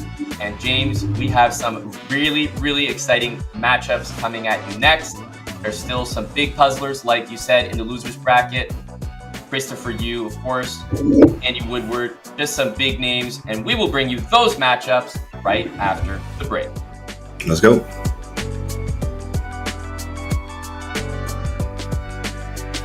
Hello, vanakkam. Vanakkam. So this is where the magic happens, and this is where all the magic has already happened. Yes, that's a good way of putting it. That's my World Junior. 87. 87. It's difficult to tell you how many doors that opened for me and what historical moment it was, and when I got back. The chess Oscars, very nice. These 5 of them. 5 of them. The Wanderers. 5 and there's one on top, that is the 6th one. So since he had already got 5, they didn't want to give him the same trophy. So they gave him a trophy of a king with the world in his hand. This is Anand's first ever mention in a newspaper. Oh. So this is his first ever he was mentioned. V. Anand achieved a national record by winning all the 9 rounds to notch a maximum of 9 points in the sub-junior championship. But imagine now T.S. Ravi's daughter Rakshita is part of the West Bridge Anand Chess Academy. I mean, it's so beautiful to see how life comes around. So World Rapid Chess and Mind Champion. So this was NIT gave me this nice trophy. Why do I get the feeling that Aruna knows all the trophies and where you won better than you remember it, Anand? Because I cleaned and read. Because it's true. Because it's true. Woodward, did you have a favorite? Thank you so much, Anand. I feel this is extra motivation for all the youngsters, this opportunity to actually come here and witness these achievements and spend time with you in this stunning room. Anand, Aruna, thank you so much for this.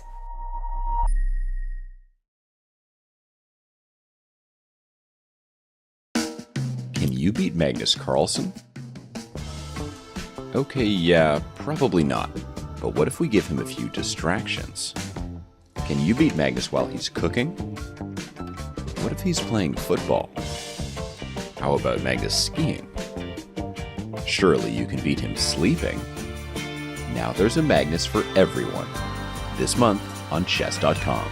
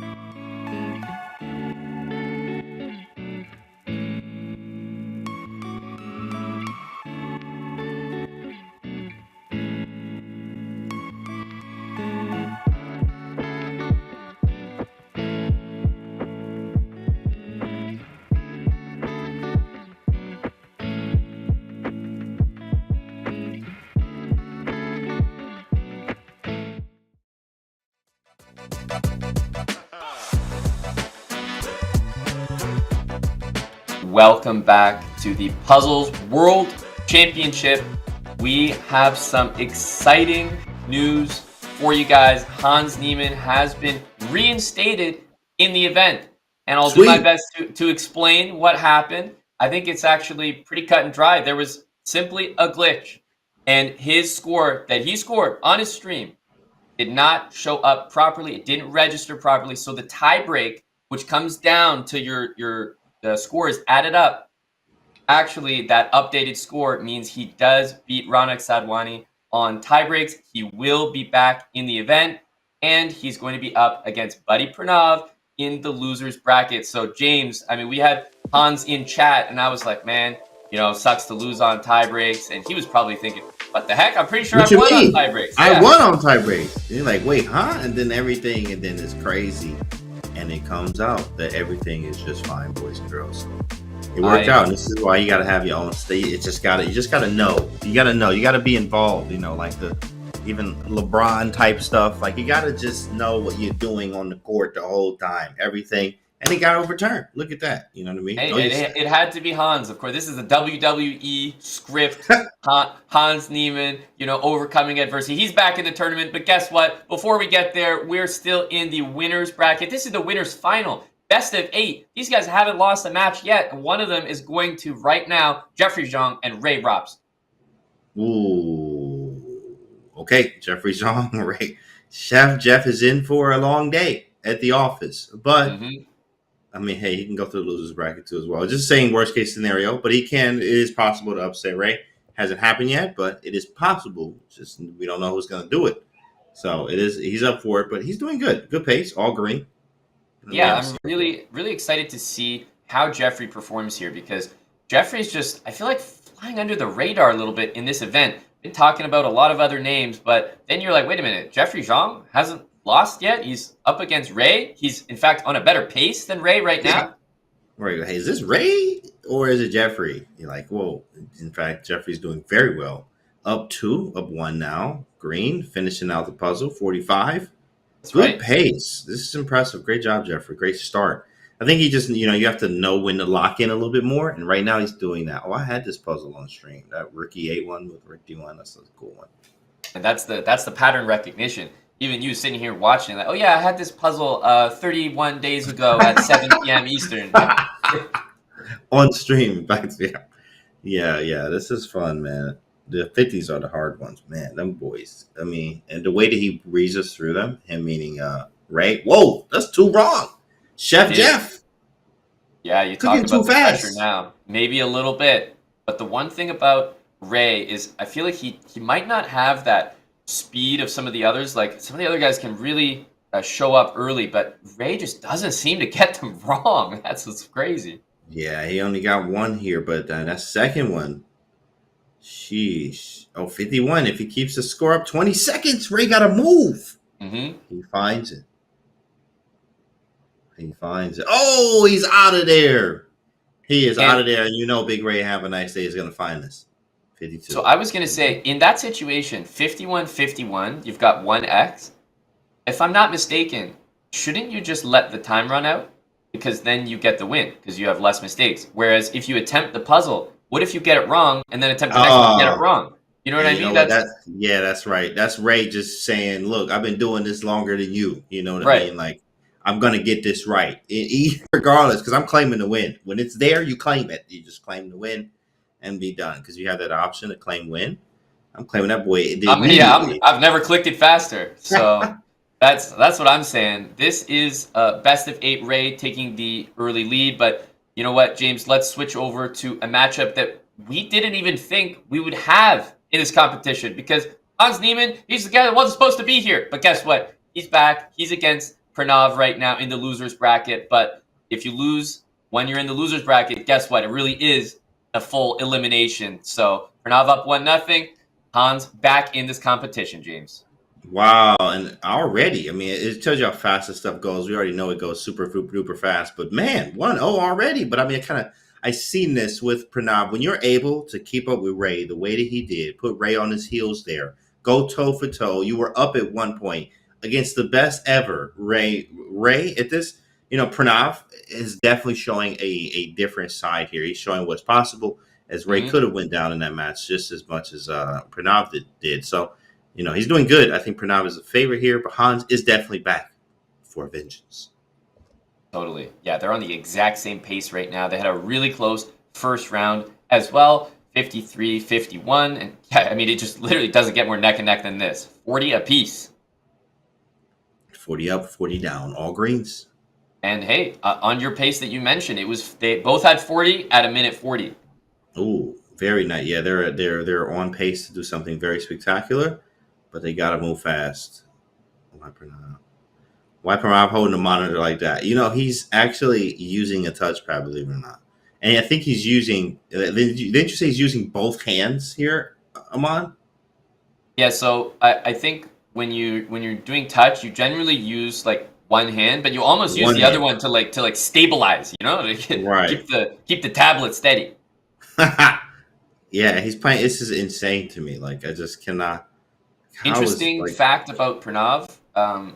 He's left-handed. So he's doing that with the left hand too.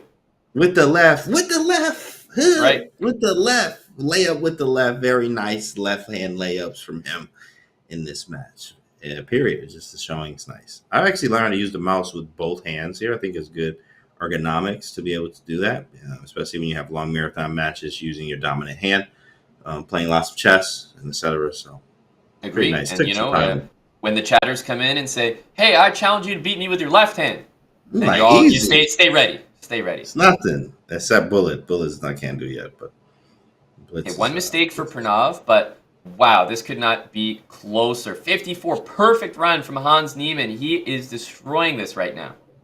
54 all green. See, I'm coming back. Oh, that's two. And Pranav actually needs 56. Remember, if he gets 55, he would lose based on the mistakes tallied up. So look at him pumped. Look at him doing some karate moves. Like this man, what are you doing? Some karate now? What is he doing? He going off. Like turn up. This is what I do. Yeah, let's go. He really is feeling it right now. 1-1, and this is a best of 4. So remember, it's not like the winner's bracket where you can drop a game here and there. This is very, very intense because remember, it's over at 2.5 points. Right. Oh yeah, I forgot. This is best of 4. I keep forgetting that one. Yeah. Yeah, this one's even scarier. Oh, you got to be fast, bro. It is best of 4. Yeah, losers. The losers, man. It goes very quick. That's crazy. Let's leave now so we maybe can come back when it gets intense. But we want to check the other match in the losers bracket. It is 1-1. Andy Woodward and Christopher Yu. One of these guys will be going home after this match. And look at those scores. Andy Woodward, Christopher Yu, 52 apiece in their last one, but Chris getting the win based on the mistakes. 42-35. Just what a lead here. He's really opening up. He hasn't even got one wrong yet. So this is looking great. He's got 45 at a minute and a half here. Andy. This is one of his best runs, I think. It certainly could shape up to be. 50 before a minute is the pace that he's on right now. Bro, that's crazy. 50 before a minute. I wonder how big the board is, too. These are things that are important, in fact. How big the board actually is matters because of dragging and etc. Okay, yeah, I'm wrong. It's understandable. Queen B2, correct. Yeah, 52 at a minute is just insane pace. What is this? Bishop B5, Queen something. Yeah. No, it's understandable. That's a hard one. Look at Christopher Yu. He's just, maybe not as fast at the moment, but he's getting it done. Perfect run so far. 51, no mistakes. 52. He's on the same, figuring it out. Knight C6 takes, and this is the one that Andy got wrong. Takes. Bishop B5. It was King C5, and I don't know what's next. Is Queen E5 mate? Oh, it's Queen E5. Yeah. Queen E5, Rook D5. He did the same mistake. Yep. That's crazy.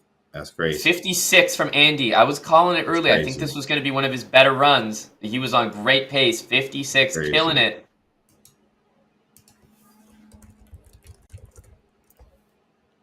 $54, $57. Come on, kid. 58. Hit him. 58. Oh my god, 58, and he great. That's a 58 and great. fantastic Yeah. run from him. He's going to be up That was 2-1. nice. But James, remember I said we were going to check this one out before we jump back to Hans and Pranav. We got to go. We got to go to that one because I think it feels like they're a little bit ahead of these guys in their match. So we want to catch the conclusion there of that one. And what was the 53. result That's here? a beefy Like, run. yeah, 2-1. did it Pranav looks get like. this one? Yeah, 2-1. And now we got one more. This is it. He has to win. What's the tiebreak for that? What's the is it just tie breaks again? The tie breaks thing? No, yeah, that would be funny if we had another Hans Niemann tiebreak Tiebreak. situation. So let's see here. Very possible. It is possible. I was wondering why the games were not starting there. I was like, man, did Hans score? Not get reported correct again, but I think we're good. I think we're all good here. We're good. Match point for Pranav. And remember, this is not just, any old win. This actually eliminates Hans Niemann from the event. So Hans got to play for his life right now. Wow, 15. All greens. That's right.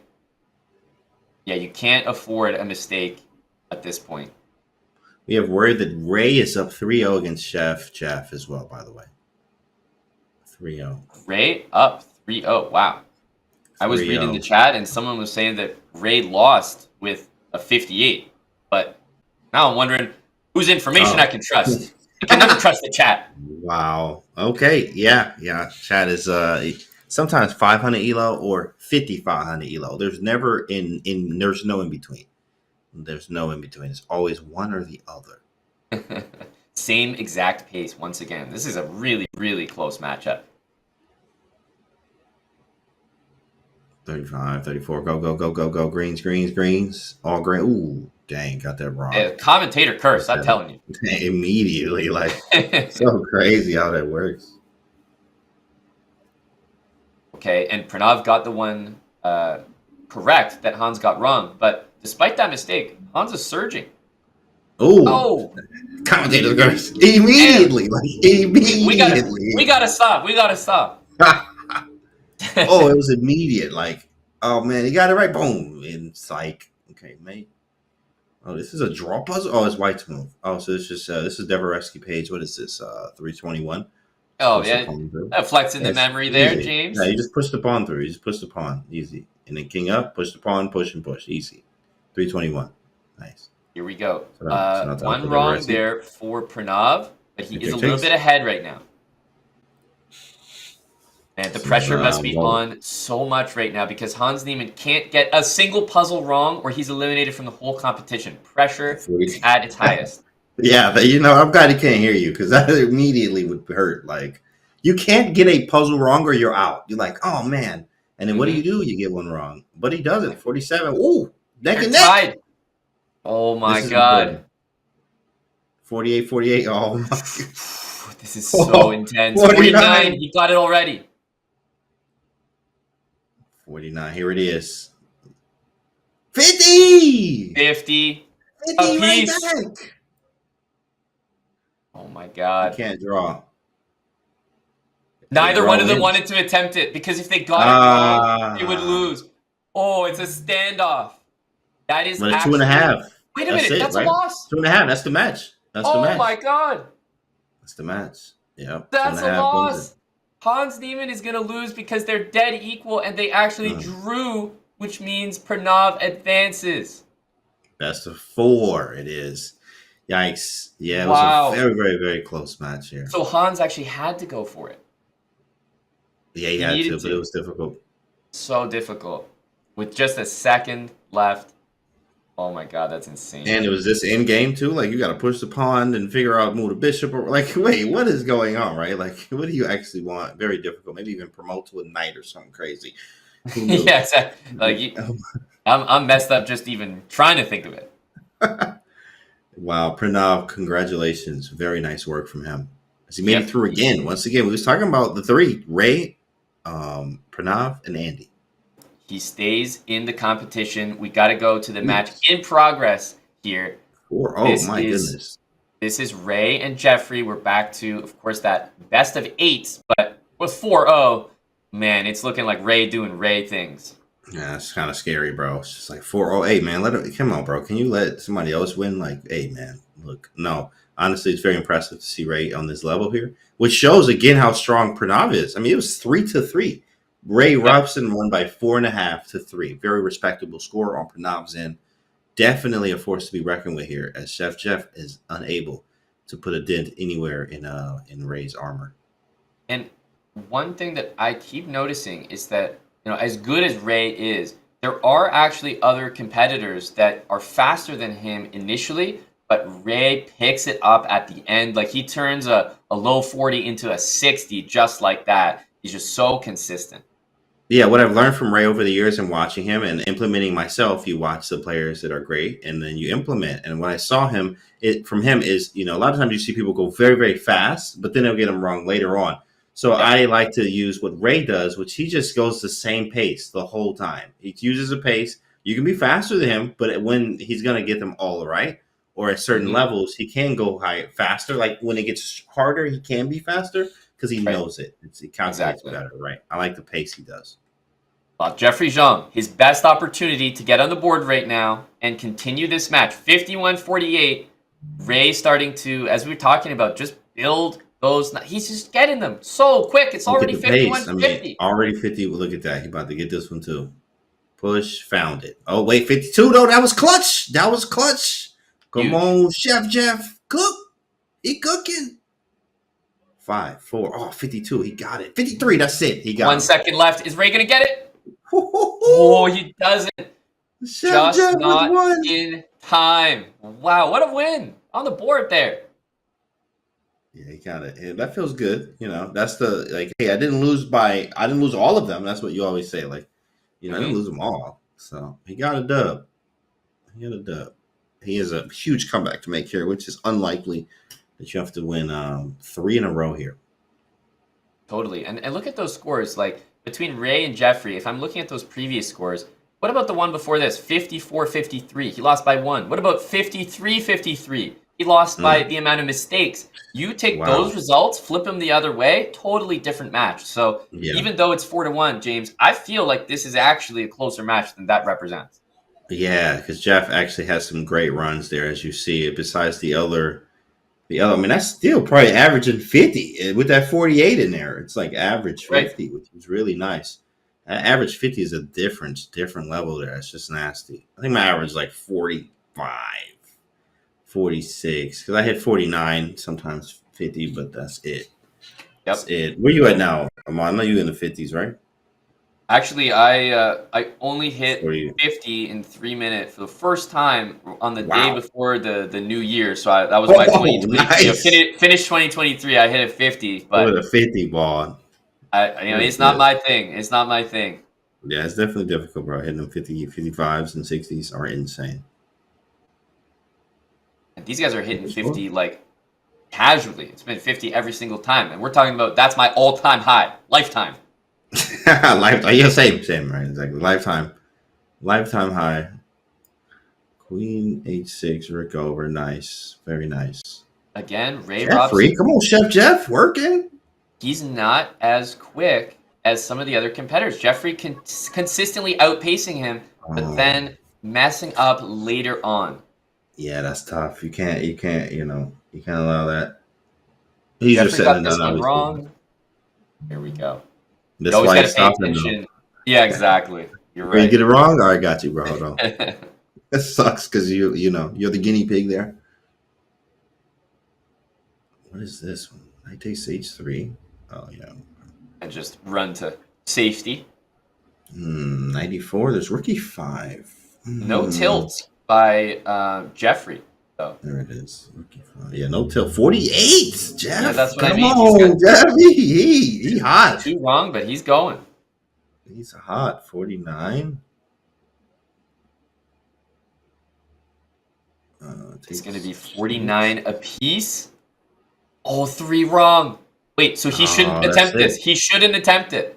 Claim. I'm telling you, that's the way to win. You just sit there. You just claim to win, bro. You can click the button. It's right there. Claim win. I know it's there. It's every time. Yeah, like, I've played it. I know. Oh, what a flex. What a 50, flex. 50 down. He still does it. And that's going to be enough. He wins it decisively. Nice. Very nice. Very nice. That's it.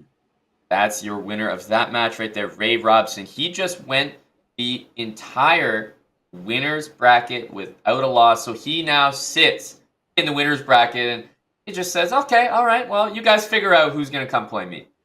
Yeah, you about to go get some lunch. All right, guys, I'll be back. Just call me when y'all ready. Call me when y'all ready. I have no more work to do. I'm waiting for the finalists. Well, Big Ray, have a nice day. After a very eventful round there, we need to refresh, update everybody on the bracket. This is where things stand at the moment. Of course, we just saw that match between Ray and Jeffrey. So, as I mentioned, Ray in the winners final takes the win. So he's going to be waiting in the grand final. And now it's all about down below, James, that loser's bracket. We have the first matchup, Pranav against Andy. And then the winner goes up against Jeffrey Xiong. James, what do you make of this? This one is going to be crazy. I'm excited to see that matchup with the kids, Andy and Pranav. They're like, yeah, I see you. He's like, no, I see you. Like, no, I see you. No, I see you. Well, we see each other then. And that's what this is about, because they are definitely on the same wavelength. That's going to be a very heated matchup there. And then at the end, you got Ray. So it's like, it's going to be a heavy day. What excites me, James, is that now we get to focus on these individual matches. We're not going to be jumping around. It's going to be Pranav and Andy. It's going to be the winner against Jeffrey, and then it's time for the grand finals. So, guys, we'll be locked into these upcoming matches, but Pranav against Andy Woodward in the Puzzle World Championship coming up right after the break.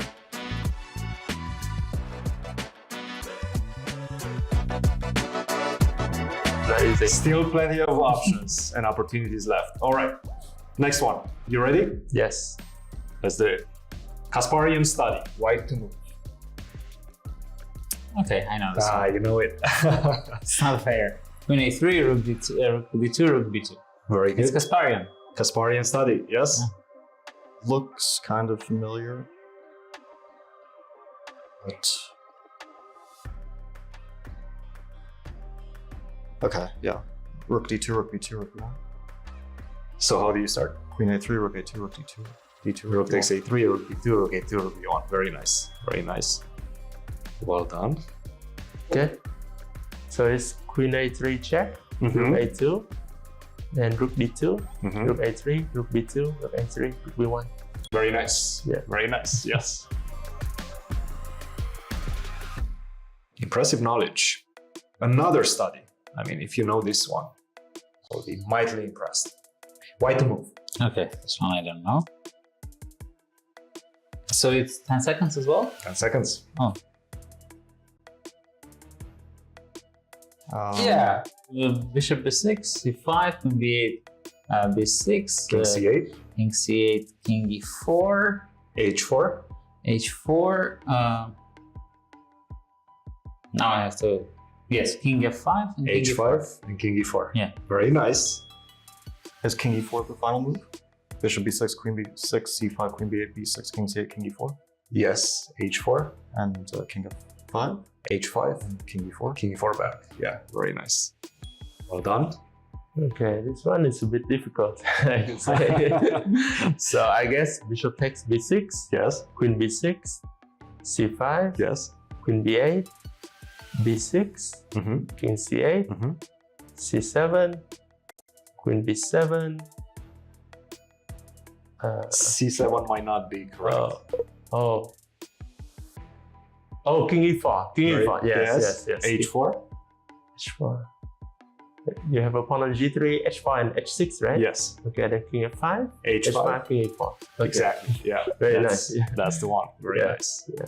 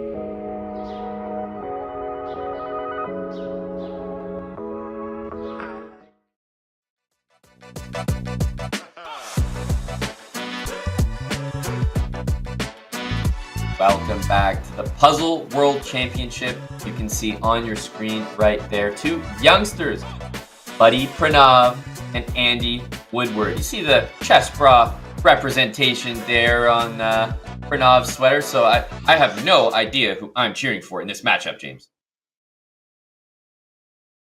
Yeah, definitely a hard one there. Wow, we got Chess Bra. I see him with the Chess Bra hoodie on, flexing it there. And then you got Andy ready to go.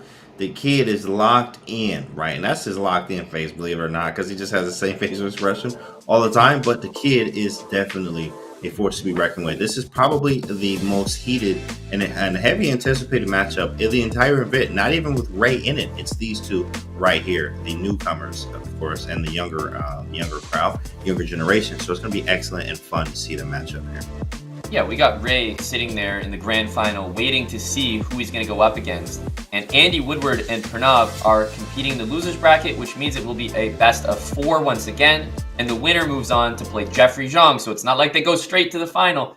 Jeffrey Xiong is going to be sitting and waiting for his opportunity to make it back to the final and in what would be a rematch for him against Ray. In fact, I'm thinking now, and Pranav has also been against Ray. So these guys are looking for that next opportunity. And Andy, the #1 seed coming into this day, James, he's not looking to exit this quickly.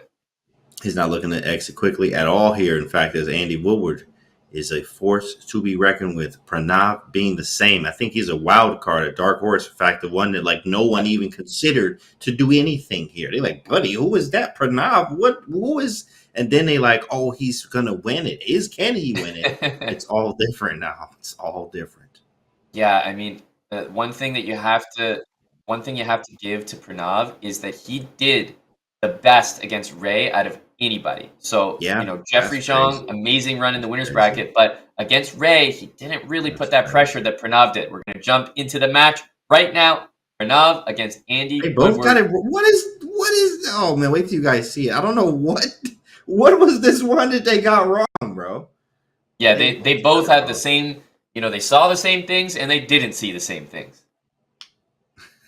Sometimes it's like that, Have you ever played a match, James, or maybe people in the chat? I know I have, where you hang a queen and they don't see it. It's like you both just missed the exact same thing at the exact same time.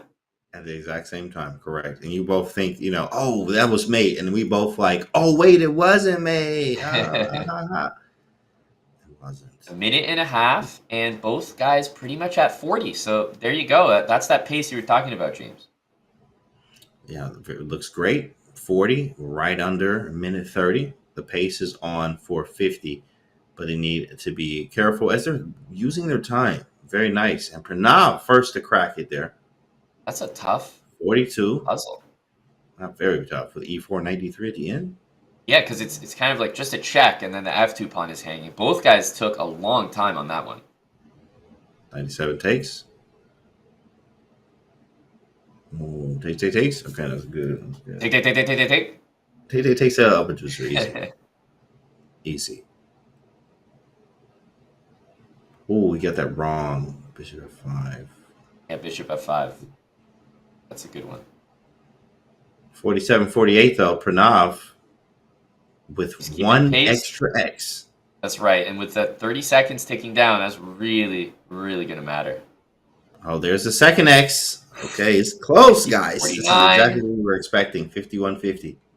Yep, best of 4, so it's going to be very, very quick here. This is the only match that we have ongoing at the moment, so we will be focusing right here. 53. 54, kid! Wow. Pranav got it too. 54. Oh, but 55 comes in. Yeah, not fast. He gets 55 at the buzzer! Whoa! Get off That me, was dog. the That's definition of a buzzer beater. And I believe he's going to save that draw at the end. Holy, a tie to start things off. This is going to be an exciting one. Oh, I've done that before. Doesn't that feel good when you get that buzzer beater? And that's a 55 buzzer beater, so it feels even better if I'm Pranav in the chess bra hoodie. I'm amped. Man. Now, I don't want that to happen again, but I'm definitely amped. Exactly. It's like you don't want to be in that position, but hey, we're still going to make the best out of it. But still, all right, we're still going to make the best out of it. So, and then, Andy just wants to get all green there. Just stay focused and locked in from Andy. Clutch for sure. And, as many spectators as we have here in the crowd watching this, we actually have 2 more spectators as well. Ray and Jeffrey are both going to be keenly watching the proceedings at the moment. They're wondering, who I got to watch out for. Who I got to watch out for. And Ray is recovering, stretching the hands and the wrists and the fingers, the ergonomic exercises. And then, getting some lunch and then coming back and getting ready. The man has an easy job until maybe some time once this is up. Go Ray. What up, Joe Bruin in chat? Go Andy, says just you. Chess for you, Christopher, you in chat. What's up, chat? There we go. Star-studded chat right here. And, what a run by both of these guys right here. We talk about 40 out of minute 30. How about 40 out of minute 45? That's very nice. Very, very nice. Very hot 40, just under a minute 40 as well. All greens. Yeah, this is going to be a heated one. Let's see if they touch a 60. I feel a 60. Do you feel a 60 here, Amon? What you think, bro? Jeez, I'm calling, 56. I'm going 56. I'm actually calling 58. I'm feeling 50. I ain't really feeling a 60 here, but I'm feeling 58-ish. Well, you got a good shot there with 47 from Andy Woodward at this point. 48, nothing wrong. And that gives you that confidence. Like when you're flowing like that, look at that 50 before a minute. All greens 50, 46, 51. Okay. Work. Mm-hmm. You got one wrong there. That is going to bite him, Andy. Oh, same. Dang, and he got the one wrong. Whoa, breathe, Andy. Yeah, going a little bit quick there. Now the pressure's on. Oh, Pranav's stuck though. Pranav. Yeah, okay, so the thing is, Pranav's got that extra X, but not anymore. He got the same one wrong. Same one. He got to move. Yeah, I think Andy got this one. Andy. Oh, that's it. 55. Ooh. But 20 seconds to get 4 in this range is very hard. Possible, but very difficult. 52. But if he does, he's out of there. Wrong there. Yeah, that's, as you said, it's just a lot to ask. With time ticking down like that, to get 56 would be a lot. Yeah, that's too much. 55 seems to be the score, right? That was the score in the first match that they did. Another 55. How do you take out Andy Woodward when he's going 55, 55, 55? 55, like 55. Yeah, you got any fives on you? Yeah, I got them all right here. 55s everywhere. Well, this is potentially match point, right? Because Andy Woodward wins, he gets 2.5 points. Remember, this is a best of 4. So it goes real quick here. Very fast. This could be the final game, or we may have another. But then, well, actually, yeah, that'd be tie breaks after next. No, possible. I feel like at this point, if you're putting up 55s every single time, like that type of consistency is got to be good enough, Right. Yeah, right. 55s. Like, come on, bro. I'm doing 55s. This guy can't beat me. Like, how? If I'm losing, come on. What else do you 55s, want? Like, what can I do? It just wasn't my day, right? That's funny. 30 before 2. These guys are both on great pace. Very, very quick. His rating. And look at that. Feature chat there. And he also has the 555 number. Wow. Dang, I like that. Symbolic from Andy here. I wonder if he did that on purpose. He's like, yeah, I can do 60, but I'm waiting for Ray. Good call from the chat there. That's nice. 40. He's opening up a lead as Pranav just can't figure that puzzle out there. Oh, got the wrong King E7. That's stupid, I guess. King F7, they want it. Yeah, but it's winning by like an extra +2. Like, okay, that's how it feels, Whenever you get it wrong, it's like, man, let's check that puzzle again. Coach's challenge. And it says like, oh yeah, you were right, but this one's better by only half a margin. Okay, thanks. Okay, 48 right now. This is more than a 55 pace from Andy Woodward. If I'm going to talk about one of the skills that I think Pranav has, it's those ones at the end. He's kind of like Ray in that way where maybe he's not the fastest early on, but man, he can do those tough ones quickly. I'm a fan of that. I think I like to have the speed. I like to have the healthy balance. Of course, you just have the good speed, but you also are calculating when it really matters there later on. When you're faster, when it's later, that's what really counts, not the easy ones. We talk about Andy putting up 55s. Well, he's got 55 with 30 seconds remaining. 30? 60 more? What you trying to do, Andy? What you trying to do, Andy? You trying to do a 60? And this is for the win right now. Right? Oh, that's not 56-54. Both guys playing out of their minds. This is a must-win type situation. 55. Oh, he is close. Andy is my goodness. For the answer. Possible. Oh, one wrong there. 57 is crazy. He out of there. 58 is crazy. 59. About to do it. Oh, there's a move away from 59. Andy Woodward, that is incredible. Look at the numbers he put up when it mattered in an elimination game. 55, and what? 57? 58, in fact? 58. I'm averaging 55. Let's just say that. I'm averaging 55. That's the face of a young competitor that just put up one of his best runs ever, right? Those numbers, like we were saying, how do you lose a match by putting up those numbers? Like, it's impossible. Yeah. It's impossible unless you're facing Ray, who does 10 more than your high. Right. There we go. It's impossible to try to crush, but it's very doable. And Andy is trying to make it happen, but one guy steps in his way right now. Who is that, Amon? Yeah, we're going to bring up the bracket, let you know exactly what's going on right now, because with that win, Andy Woodward moves on and will be facing Jeffrey Xiong. This will be the only match upcoming before the grand final. The winner of this moves on to face Ray. We're going to take an extremely short break and just get this match set up for you, but we will be straight back with Andy Woodward against Jeffrey Xiong in the Puzzle World Championship.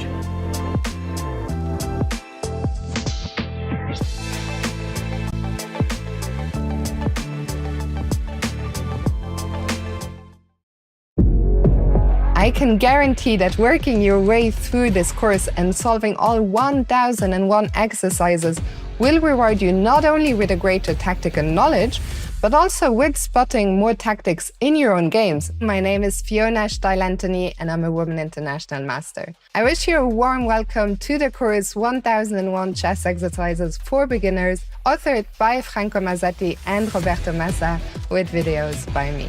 In this case, the knight on c5 is not protected, and so the winning move is g6.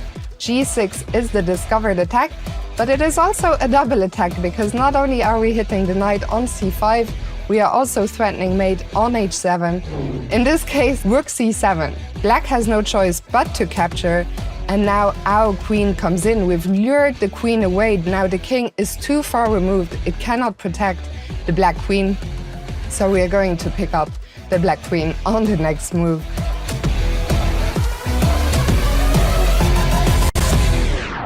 What's the best way to follow any chess event, from the World Chess Championship to the candidates, the Speed Chess Championship, Title Tuesday, and so much more?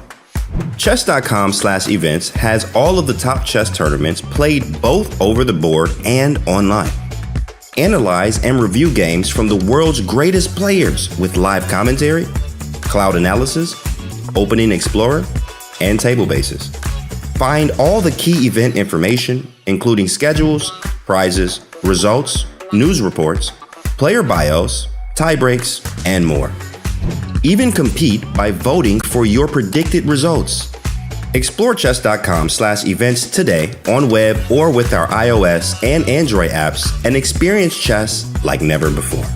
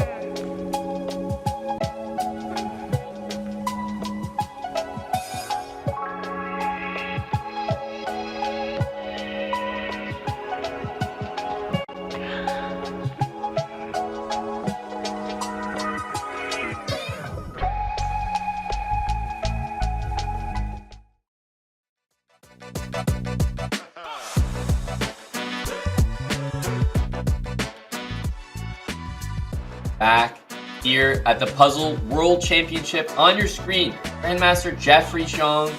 He is playing currently in the losers final against Andy Woodward.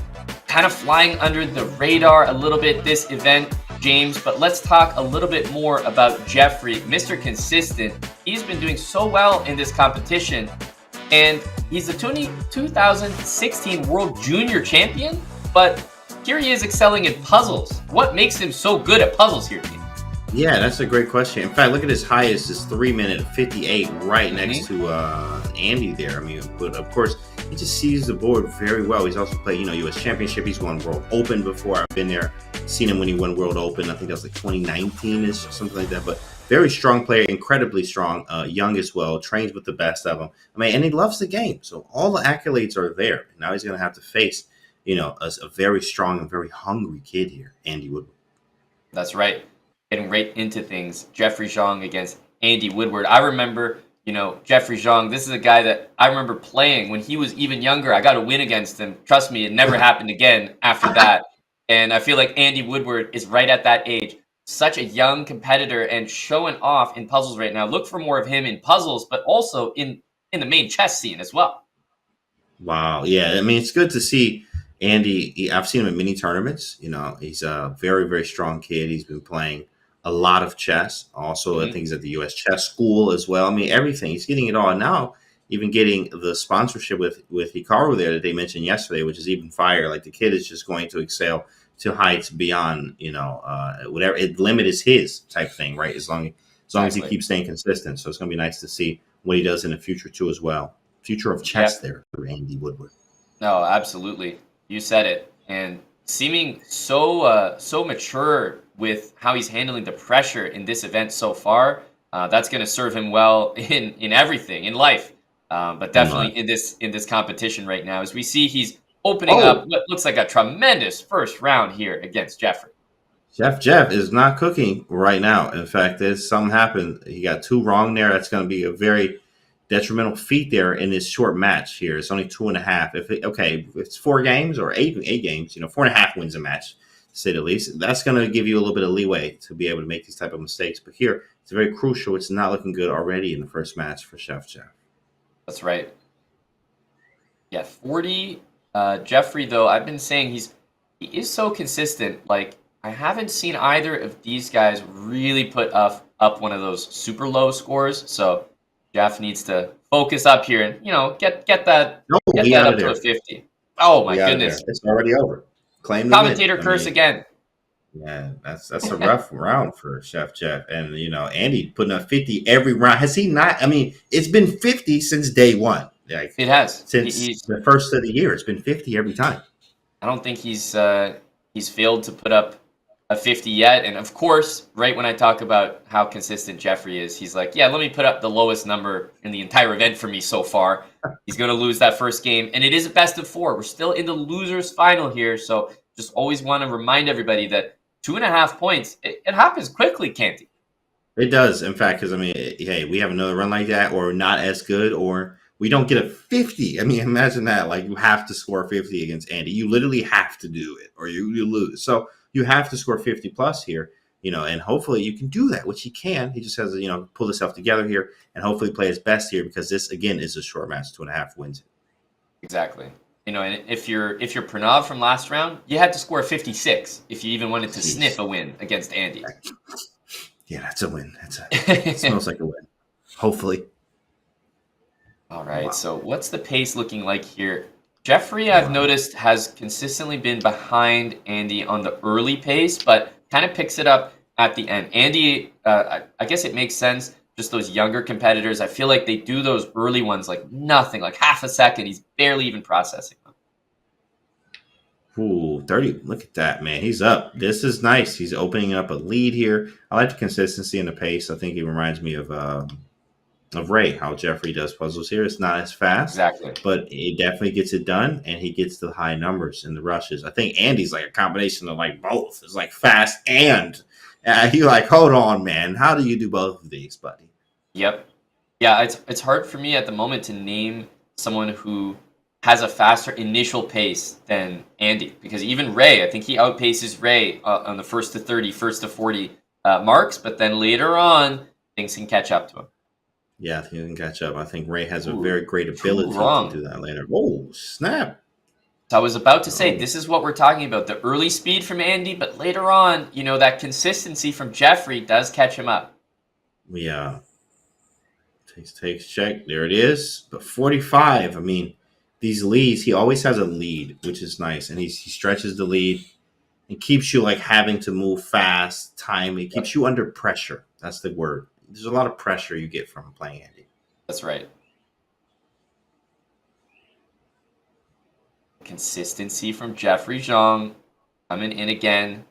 But it doesn't feel like having those two X's really phases Andy. He's just cycling through these like it's nothing. Like I shouldn't slow down. I am in the 50s here. This was Bishop F1. Whoa, that doesn't work.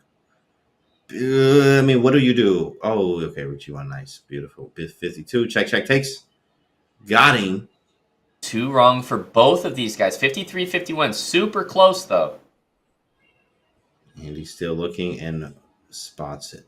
Is he going to hit his coveted 55 again? 55 has been his number. But it does. You need to do 2 puzzles in 2 seconds here. Here we go. Oh, yeah. It's a wrap. There's 55. So impressive. He's hitting that number every time. Come on. I got a 53, bro. I can't win with a 53. Come on, bro. You can't even tie. Wow. 2-0 for Andy. And speaking of the tie, there's only a half point needed from Andy here. It looks like it's going to be an Andy and a Ray show. And you know what? Those are the first 2 seeds, right? It was Andy Woodward coming in, the first seed going into today's event. Ray, second seed based on qualification yesterday, but obviously I think everyone knows here the favorite to win, as he has been in the past. But Andy against Ray is a matchup that we have not witnessed yet, and I cannot wait if that's the case. But Jeffrey is not ready to exit just yet, James. Jeff says, wait a second, hold on. Y'all count me out already? Well, of course, it does you do need to win 3 right now in a row, which is going to be hard to do, in fact. And it's best of 4, in fact, so maybe 2. You have to win the next 2. And then is there a tiebreak there? They have to do just a regular tiebreak. The tiebreaks are done exactly like what was done with Hans, and they'll add up, I believe. First is the cumulative scores, and sadly to say, if I'm looking at them right now, that 41 from Jeffrey Xiong, that's not going to help that much. Yeah, so even on tie breaks, I mean, is this just like inevitable? I'm just lost. Like, even if I get to 2, I'm losing on tie breaks. So why am I playing? I'm out then. I'm just going, all right, shoot, peace, bro. Like, hey, see you in the final. Like, what are we doing here? Yeah, Andy, I think, would have to have a real poor round, but, these guys aren't thinking about those types of things right now. They're just taking the puzzles one at a time, and the best position you can put yourself in right now is a tiebreak. So that's what Jeffrey's going to try to do. Yeah, he's going to try to do it anyway, of course. Finish strong as much as you can. Very great showing from both players. Of course, Andy just being very impressive here. First year here, making it close to the final here. This is not over yet, but it definitely looks very bleak here for Jeffrey. 47-45, minute left. He's just running through him. And he just, got it wrong. 45. Yeah. But they both have 2 X's right now. Oh, here's the opportunity. Out of there. He's out of there. The opportunity. He's got to be perfect, though. He's going to get it. He has time, so he should really, make sure. Bang! I believe he's got it right now, right? That's it. That's a 1. That's a 1. But I think, again, tie breaks would allow, even with a loss here. But he just attempted that puzzle. So he lost. Yeah. Wait, you know what? That is confusing there. But this is what I mean. I don't know. Am I the only one that understands the format here? Like, why did he attempt that puzzle? Oh my goodness. Unless I'm missing something, it's absolutely insane to attempt that puzzle. You're right. Because it just would have been. Just take the win. Am I crazy here? Claim the win. How many times we said that today? Claim the win. That's why it's there. What? Claim it. That's a disappointing way to go out. And, ties do exist, so that's a half point, and it is a best of 4. So Andy Woodward advances off that. Yeah, but it must have been more for like increase the score to try to do better you on increase the tie-breaks, tiebreak score, but you're only going to have a tiebreak score to increase if you get the win. Yeah, if you get the win, that's correct. Okay. So there's obviously, it's not totally insane, but I just think getting that win is worth more than risking going out. But obviously easy to say in hindsight, James. Regardless, that is going to be a win for Andy Woodward. 2.5 to half. He does get it done. Let's have a look at that bracket, James, as we do see that match conclude. Let's take a look. Ooh, look at that. We have finally set things up for the most exciting match, seed number 1 and 2. Give me your thoughts right now, James, as we finally have our grand final. Ray Robson, Andy Woodward. You've seen them battle throughout this competition. What do you make of the two players as they go head-to-head? Let me tell you something. This could be an all-day match. And you know why I say this? Is because we said this at the beginning of the stream. Last night, guess who was playing? I'm streaming at 9 p.m., Eastern time. And I think it was around 10-ish p.m. Eastern time. And these guys, Ray and Andy, were playing Puzzle Battle. Andy was in my chat. Andy like, hey, can't you? I'm playing Ray right now. I'm like, we're going to stop everything we're doing, and we're going to go watch y'all play. And he played. I don't know how many games he played, but we watched them play. And now we're going to see it again live in front of all of you guys here. So Andy, I'm sure, is ready. Ray is ready. This is the match we've all been waiting for.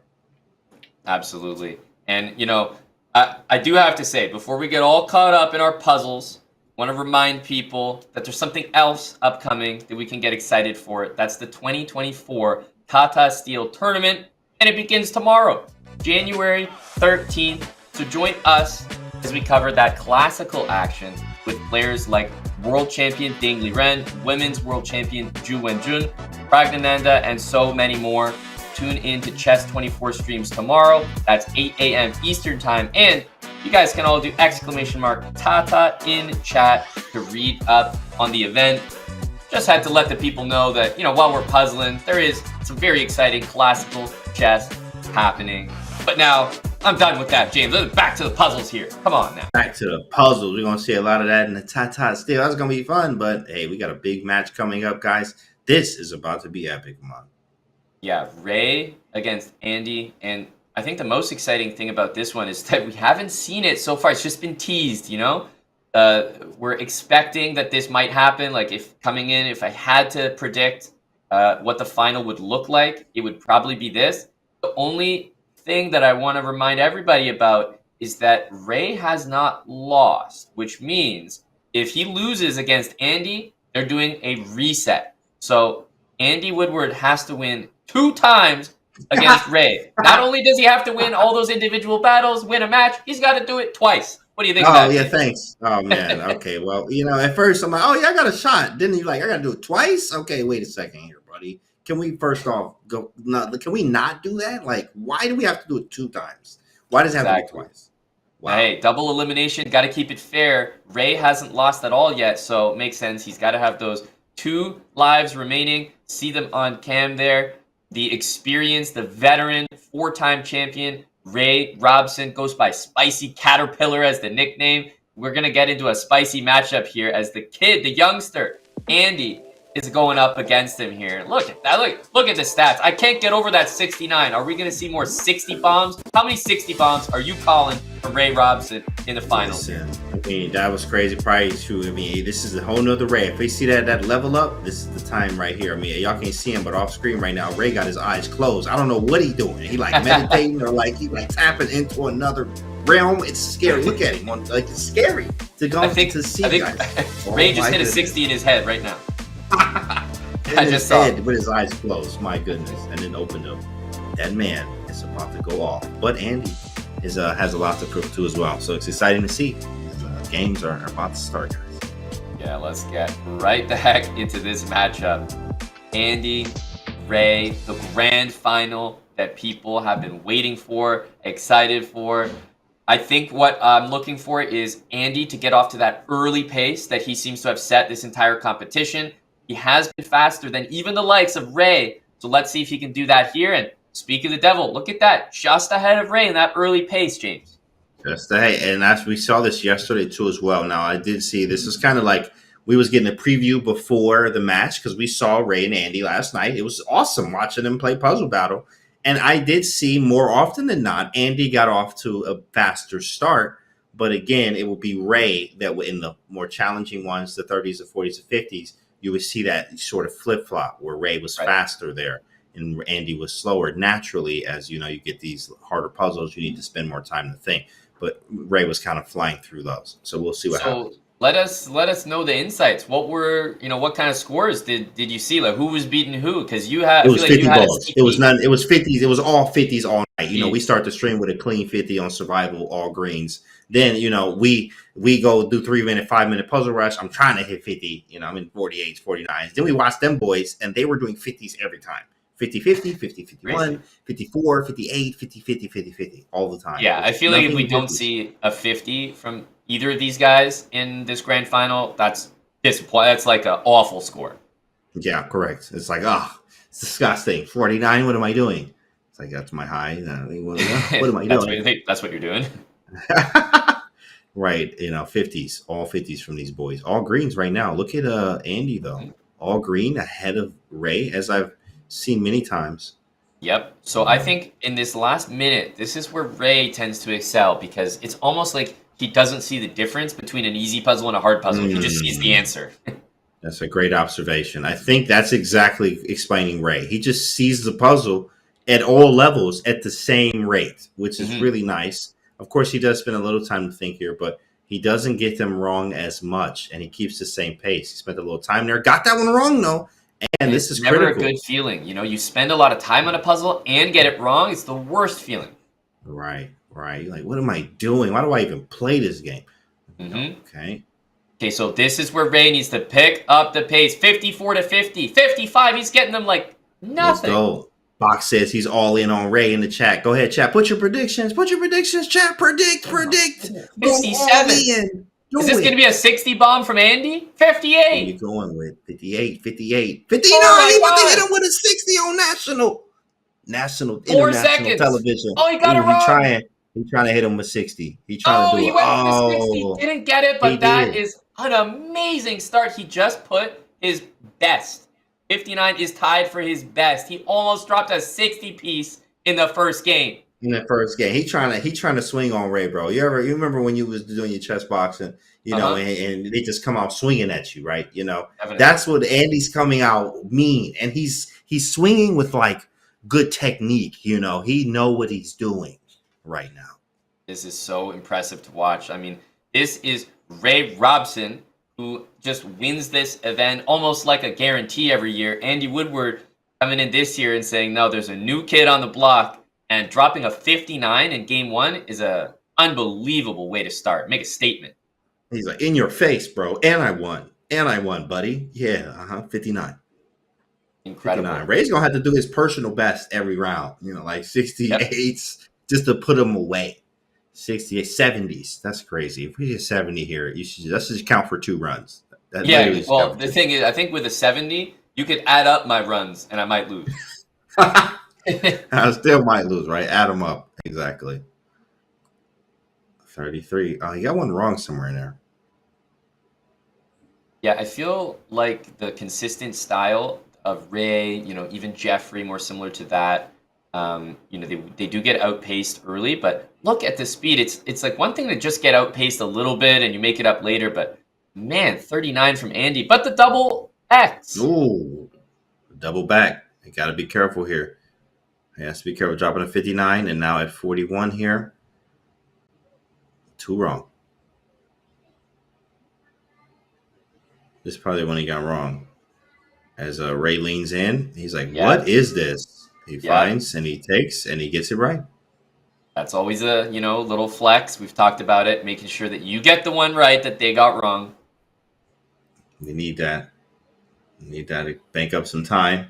44, he's catching up.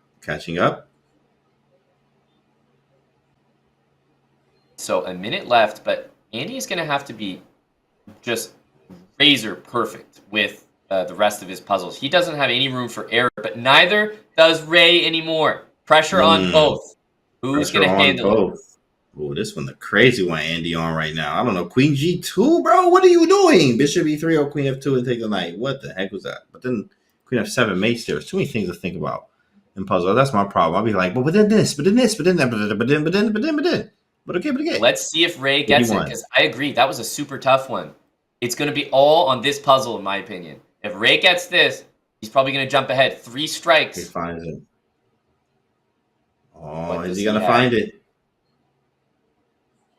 I think it's a really dead tough silence and everywhere. Like, it's just silent. He finds, takes, check. Wow. Oh, he got a 551.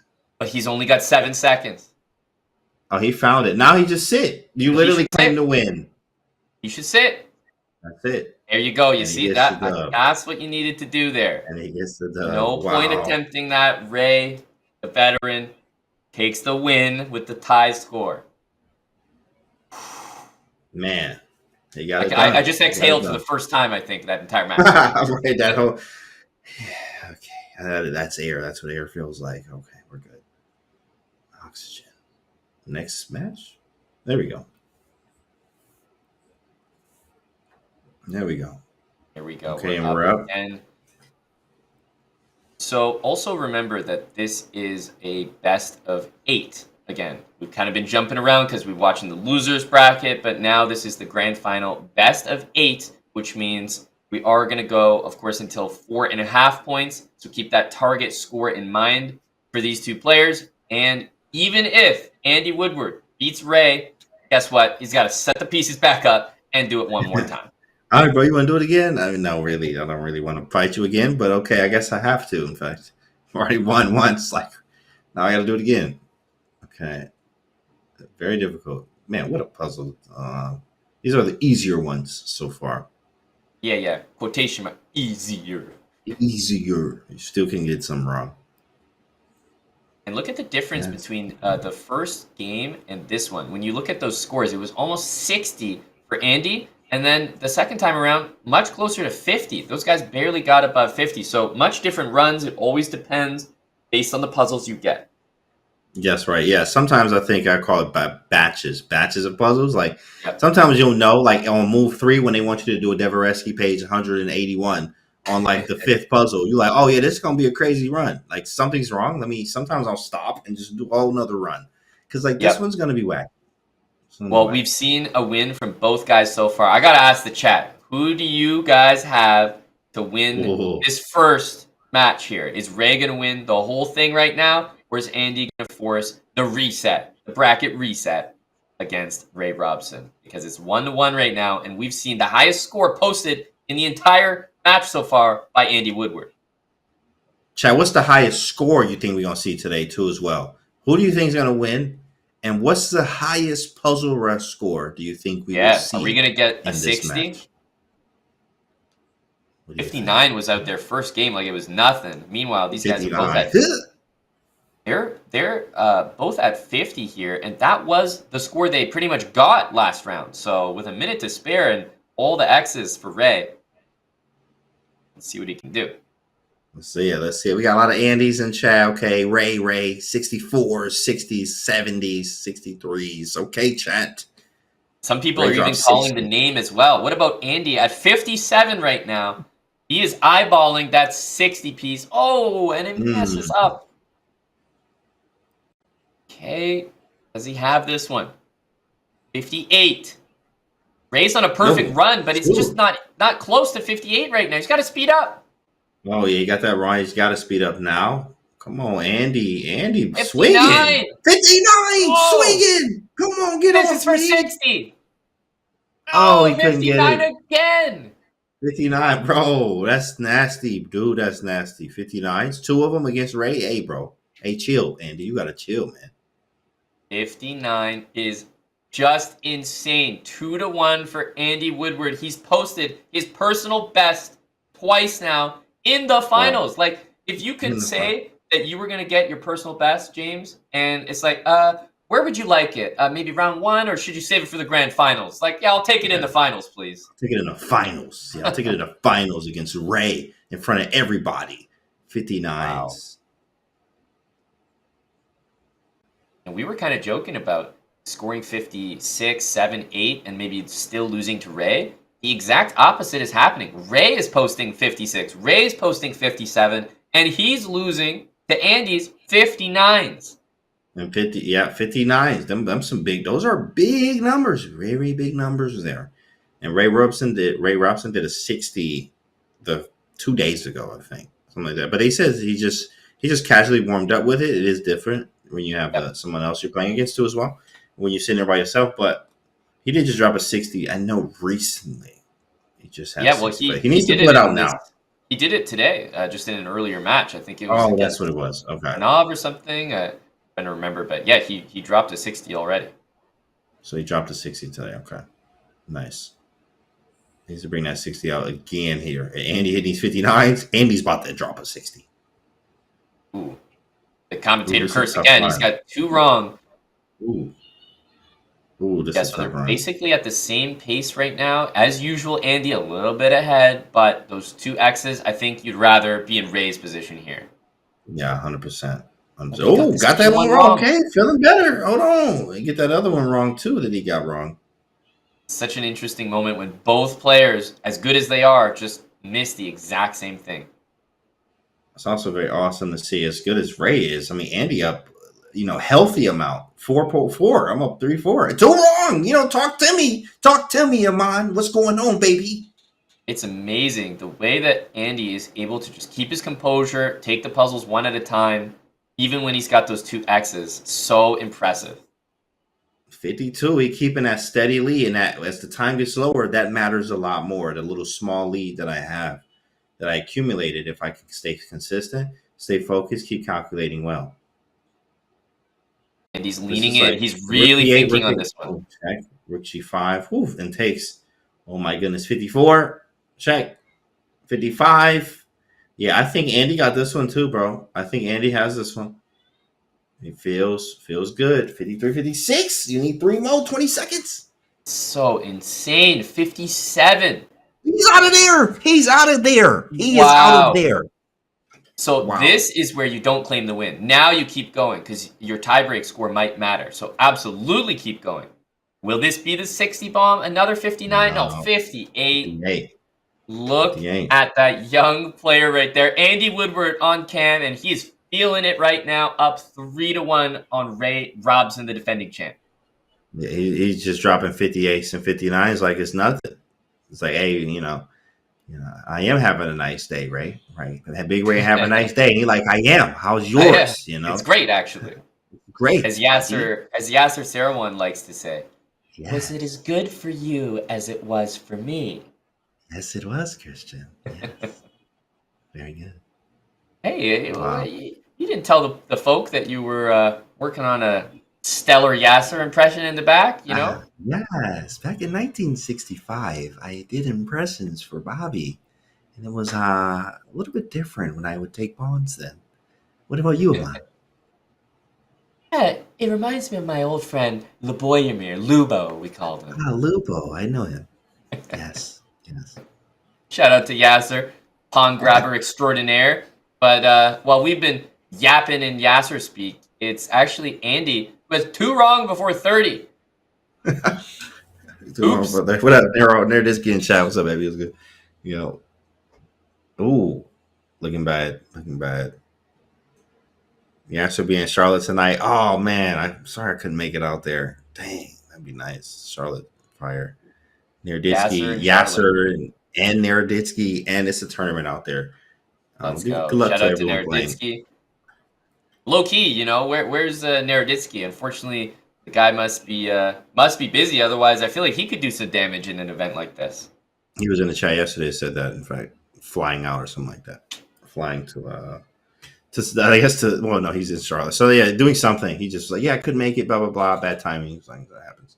Damn. A few others said the same. So it happens. Okay, flying yesterday. Sadly, there it is. Yeah. How many have we got in a row? Almost 15 for Andy. And I mean, it's like, I'm talking about that being in a row. Meanwhile, there's 47 in a row, 48 for Ray. But the reason I mentioned Andy is because he's got those 2 strikes. So he's playing a little bit slower than he usually is. And Ray is working here. Ray is bouncing back. Man, I mean, is this a Ray 60 piece? Like Andy. This feeling like a Ray 60 piece. Ooh, three out, three and out. So this is actually quite relevant because that 47 with 3 X's means Ray can run up the score for the tie breaks. It's actually a big deal here. Ooh, 52.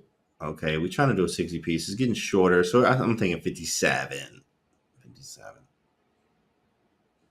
26 seconds.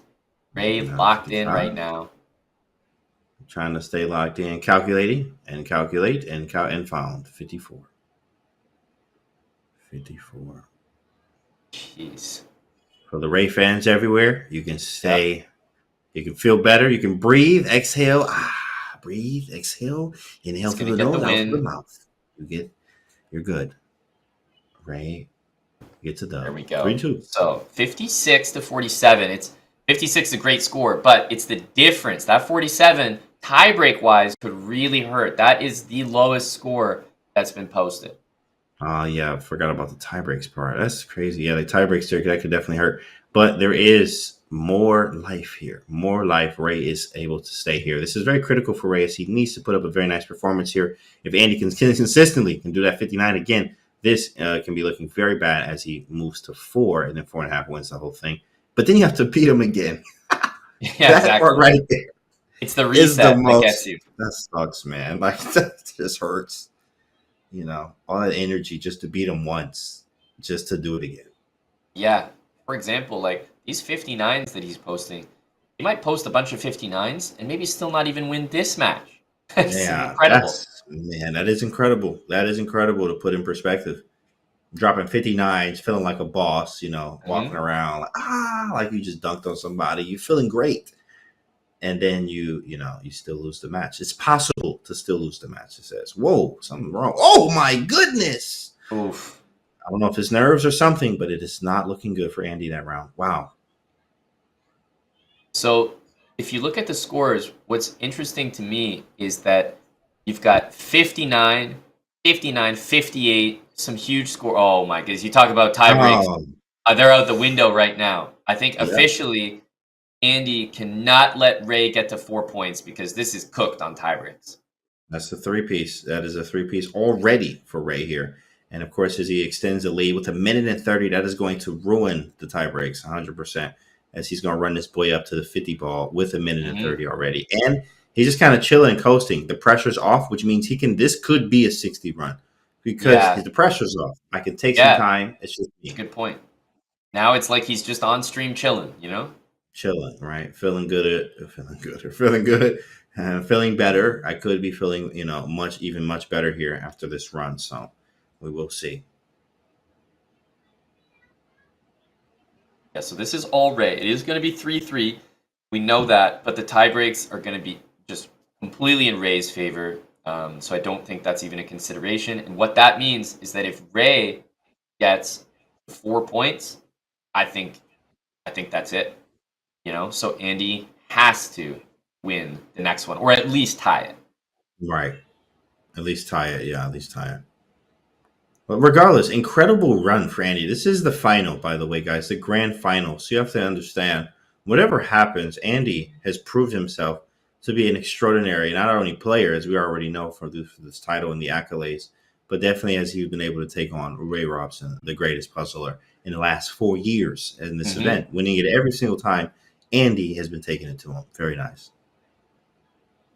And I was just pointing out that the way that he's won has been his huge scores, 58, 59, 59.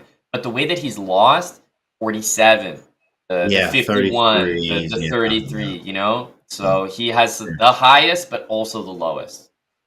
Yeah, that's a 20. That's a 20 ball there, which is really going to tear up the tie breaks. In fact, there are none. Yeah, no, there's no tie breaks are going to help Andy here. Yeah. And if he can put that together, then he knows that he cannot lose this game right here. Here we go. Lock in, chat. This is very important. Tie 3-3. What do you think is going to happen? You know what?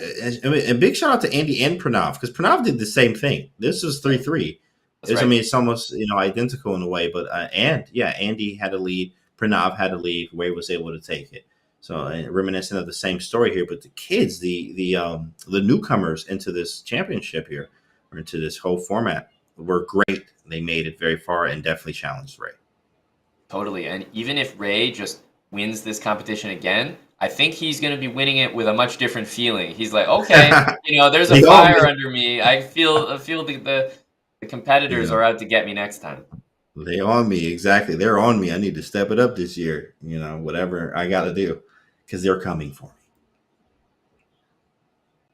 Okay, exact same pace right now. 2 minutes, over 30. You guys are doing fantastic. This is more of an Andy run. I think Andy does excel when he doesn't have those early. Oh my goodness! Doesn't have those early. That was you, bro. That was on you. That was completely. You couldn't even finish the sentence. Bro. God damn it. Well, let me switch over to Ray and do the same thing just to make it even. I think Ray excels here when he doesn't have those early mistakes. That's where Ray really does well. No mistakes. Right. I seem to have lost it. Dang, lost it instantly. It just comes and goes. It's crazy how it just comes and goes like that. Ooh, and another. There it is. Okay, it was delayed. It was delayed. Just to cook the tie breaks completely, I think this is another really low score.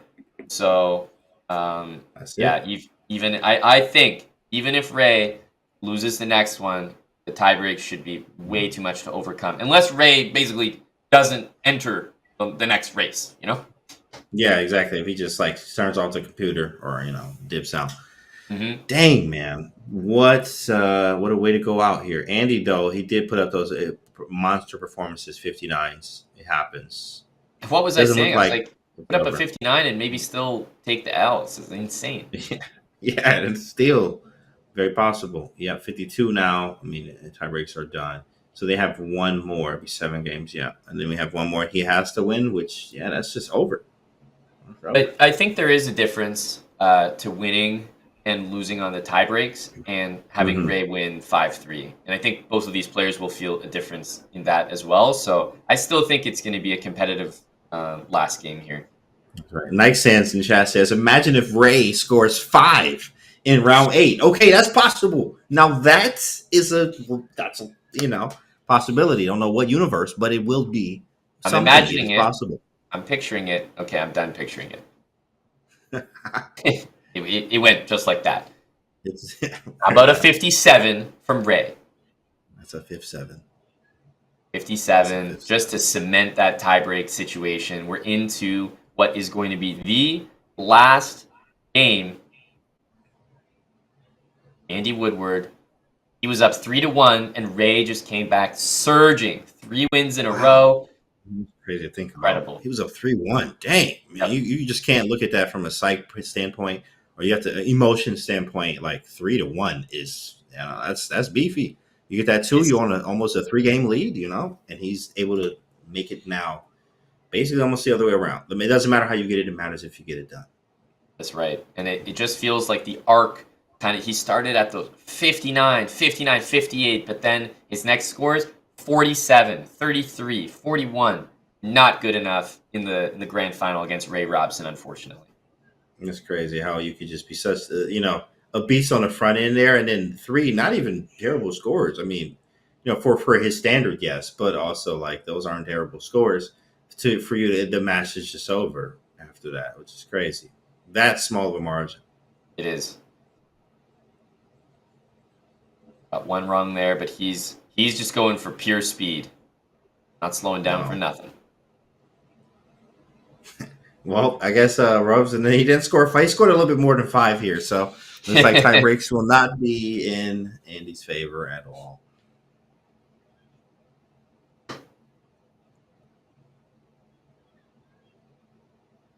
Let's see here. He's got one wrong. I feel like Ray being even at this point is kind of good because he's actually been behind most of the time.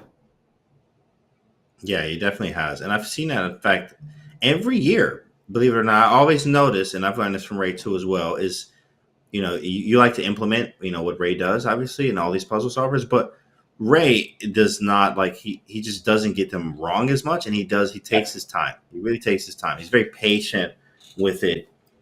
I really like to see that. Really like to see how he does his puzzles, so it's important. Some tough ones there, slowing the players down. What the heck is it? Queen takes e5? Oh, it was. Whoa. Yeah, It impressive. was. Every year. Nice spot Ray. there from Andy. In the finals. 46. They're on the same puzzles, and Yeah, that that's it. is going Good to run, be though, Andy. it. No tie breaks needed. Ray, I feel like he's the type of guy to just keep puzzling his way out. He's not here to claim a win. Yeah. So yeah. He doesn't claim to win. Congratulations to Andy anyway, but big congrats to Ray again.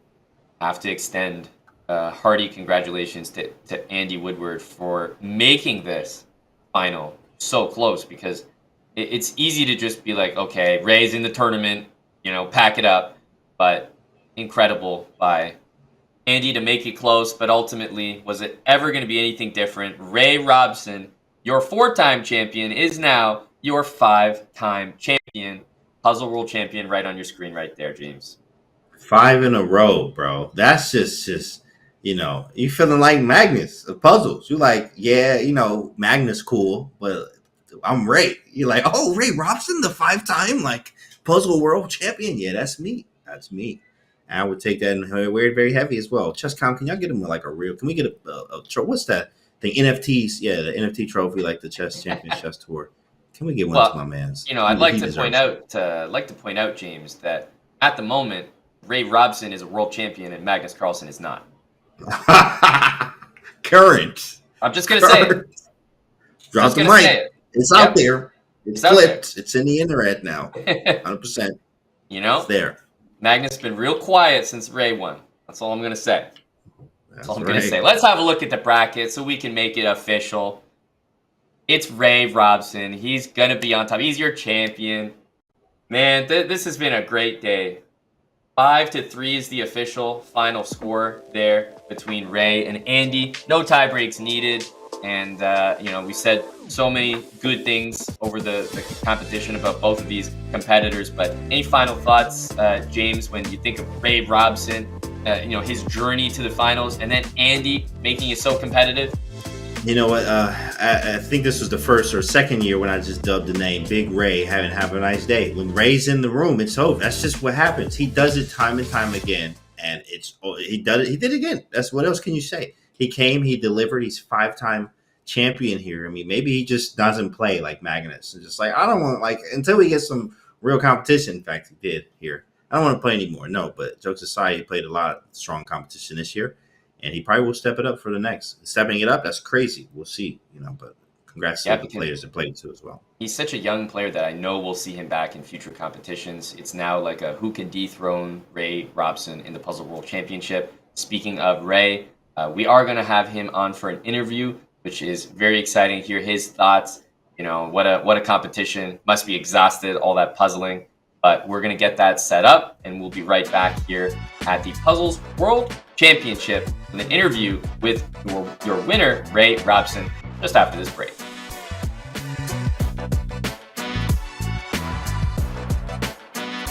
In this video, I'm going to show you top 5 scholar-made attempts in Champions games. Before we dive into the games, I would like to show you the pattern if you have not seen it yet. Well, this happens when white goes with 1e4, black responds with e5, and white plays queen to h5. This queen gets into the game way too fast, attacks the pawn on e5. Now black plays knight to c6, guarding the pawn, and white goes with bishop to c4. White's 2 pieces are attacking on f7 and would like to capture this pawn, and if black is careless and plays knight to f6, then we have queen to f7, and this is a checkmate. Scholars made attempt 2 by Hikaru. Here we have this game between Hikaru and Filipov Anton, and we have 1e4, e5, queen goes on h5, and g6 once again. Hikaru plays queen to f3. Once again, gives a try to checkmate black's king. Black says, no, I see that, and knight to e2. We have seen already this kind of position earlier in the first game, so black plays bishop to g7 to make sure that the king is castled, and here Hikaru goes with d3. Black responds with d5, attacks right away in the center. white captures this pawn, and black goes with knight to b4. The pawn on c2 is hanging, so white has to play bishop to b3 to guard this pawn, and now we have knight to d5. And here we have this endgame where white has very active pieces. Both rooks are controlling the open files and the bishop is controlling this diagonal. As you can see here, those pieces are concentrated mainly on the queen side, and they are not actually so active. And the king is all the way here on the king side, just alone. So white is using this and plays rook to e7, gives a check. If king goes on the back rank, it will be a checkmate. So black goes to king h6 now, and here we have rook to d6. The pawn is hanging, and it's not just a pawn, it's going to be a checkmate. So king goes back on g-file, plays g6 to guard the pawn, and we have bishop to c4 attacking the rook. But what is actually the idea of this move is that white wants to play bishop to d3 and checkmate this king next move. There we go. This is the checkmate that happened in this game, and second attempt of Scholar's Mate in fact worked out. This game has ended in 39 moves. It was not a checkmate in 4 moves, but I think white got really nice play on the king side.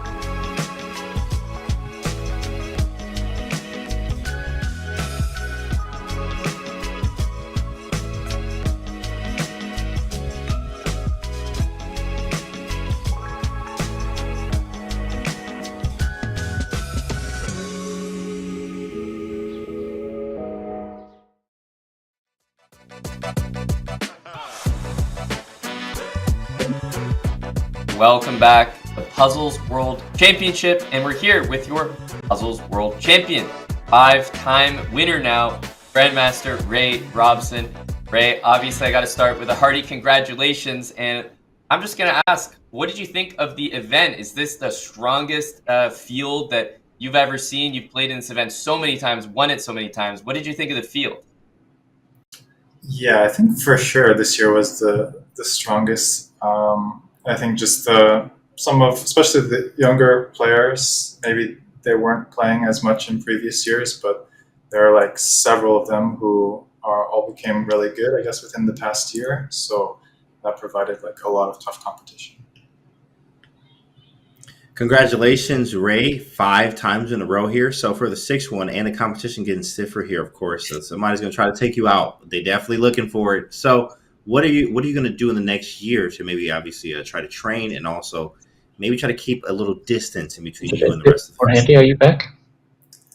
I don't know. Yes. Oh, hey, Andy. Do you mind joining that link that's in the chat? The call. Sorry, I think I was still in the other meeting. It's keeping distance. Yeah, I mean, I think it's gonna be hard. I would have to like probably continue to practice a lot, which I mean I enjoy doing, but I think eventually some of these guys are gonna be either surpassing me or like very close to my level anyway. So I mean it's gonna happen at some point. So I'll still try to maintain around the same level, but I also like want to prioritize regular chess. So I think I want to put most of my focus on that. Well, that's fair. Keeping the priorities straight, but still taking first place in the competition on the side. I'm going to go back to that grand finals match, Ray. I mean, how nervous were you? I'm just going to ask you. It was 3-1. Andy was posting 59, 59, 58. I mean, were you just thinking at that point, like, you're going to have to drop 60s nonstop to beat this kid? Yeah, that was definitely pretty unnerving. The good thing is we practiced a little bit in the past few days before the tournament, so I knew how good he was, and I know that when he's doing well, he can just score like between 57 to 60 basically every time. So I mean, I was kind of prepared for it, but you know, I also there wasn't that much I could do about it. I mean, I was still scoring okay, not my best, but still doing okay. But he just like played better than me in those rounds. So, yeah, I mean, it would have been good if I could have elevated to like start getting 59s and 60s myself, but I wasn't quite feeling it as much today. So I think I was definitely fortunate that that he obviously had a lot worse runs after that, but also I stayed pretty consistent, and I think when we got to even, I was actually at a big advantage because he had more strikes, so I knew I basically probably just need to get one more win to get to 4, and with the strike advantage, I mean with the puzzles missed advantage, like he probably would lose on tiebreak. What were you doing when you hit that 69 there that no one has ever touched? In fact, even close to it, right? So what did you do? Like, how did that happen? That is still a feat today that is yet to be broken. So that was, I don't know, maybe 2 years ago or so. That was at a time when I think most of the more difficult puzzles, like above 40, were basically known, at least by me and probably Jimis also. So that's why we were basically able to get some very high scores, and we were just going for speed, trying to get high scores, because once we got to the more difficult puzzles, basically they're just about executing. So I think his highest score was 67 or 68 then, and yeah, mine was 69. But yeah, it's not the same now. There's many puzzles that I don't know, and I think my highest recently in 3-minute Puzzle Rush was 64, so still pretty high. This heat, very nice. 60 anything is quite high.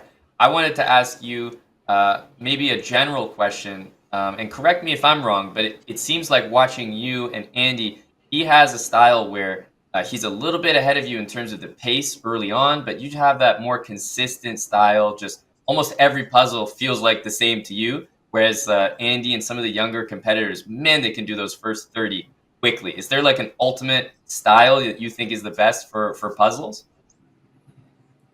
Yeah, I mean, I'm used to being slower than the other, like everyone else in the first minute, basically, just because I really try to focus on not missing any. But I guess one of the differences with Andy and probably some of these other young guys who I haven't played all of them yet, but even when I like actually go my full speed, they're still like the same or even slightly ahead of me still. So it's pretty uncomfortable, and it's also like the higher puzzles. I think that's what really separates him. Is some people can be really fast in the beginning, but usually when they get to the more difficult puzzles, they struggle a lot more. But he has the ability to. I don't know how many of them he knows, but I feel like he actually is solving a lot of them, and he's like incredible at just the way he plays, and from watching him, he's just incredible at solving. So it's really, really difficult, and I think I was really fortunate because I know he can actually maintain this sort of level of getting to like 55 plus pretty consistently when he's doing well. So I was actually pretty fortunate that he dropped off in the last few, because in some of our other matches he's maintained that level for quite a lot longer. All right, we got some questions from chat, Ray. Questions from chat. Let's start with this one from OKPI. Says, where did the username Spicy Caterpillar come from? It didn't come from any particular source. I think it just came from my brain. I just the I thought of. I mean, at the time I was anonymous. I wanted to be anonymous, so I just chose a name that I liked, and then I just no other particular reason. Okay. Interesting. The username questions are classics. I feel like I get asked mine like once every couple months. So A and B B. Exactly. I had to make a command in my stream about it because it's the most popular question. I'm telling you. Well, we got another one for you, Ray. Blundered again wants to know, what felt different in this championship compared to other ones, if any. You've had so much experience. This year I guess there were. I mean, it's probably closest to the first year actually, in that it felt like there were multiple potential matchups where I was maybe the favorite, but it really wasn't clear if I would win or not. I think, especially last year, things went pretty well for me, but like in the first year there was Jimis and Hans, who were both similar or close to me in level. I felt like I wasn't sure what would happen. And then this year, I was expecting Jimis again to make it through, and then also I knew how good Andy was, and there's other people like Jeffrey who's very good, but also people like Pranav, who I'd seen were very good on the Puzzle Rush leaderboard, but I wasn't sure how consistent they would be in actual battles. But obviously that was, I guess, in some ways that was even tougher than the Andy match, but I guess they were kind of equivalent because I was kind of in trouble in both of those. Chat question from C. McFowl says, Ray, does it help to solve puzzles to become a better chess player? How important is that? Doing tactics in general is always helpful, especially up to a pretty decent level, up to 2000 or something. When I was starting out, that is the main thing I did. I had these super old chess books like by Fred Reinfeld, 1001 Checkmates or 1001 Tactics, stuff like that. So I would just read and reread and do those puzzles over and over again. So they became ingrained in my head. It's definitely important in becoming a better chess player. Very nice. Ray, want to say again, congratulations. It's been 5 in a row. What an achievement, and thank you for your time as well with the interview. Really appreciate it. Thanks. That was Ray Robson. James, 5 times.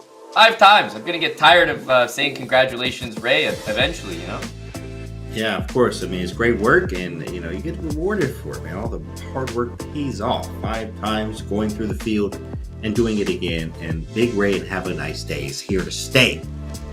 Absolutely. So impressive. You see there the bracket, obviously, Ray Robson, your champion, and what a match he had against Andy Woodward. Speaking of Andy, Birdie telling me, James, that Andy Woodward is also around for an interview, and I can't wait to hear what he has to say. The young competitor just pushing Ray to his limits. Ultimately, Ray got the win, but we have our runner-up, Andy Woodward, in for an interview, which means we are going to take another short break, but I think it'll be worth it. Stick around, guys. We got Andy coming up next.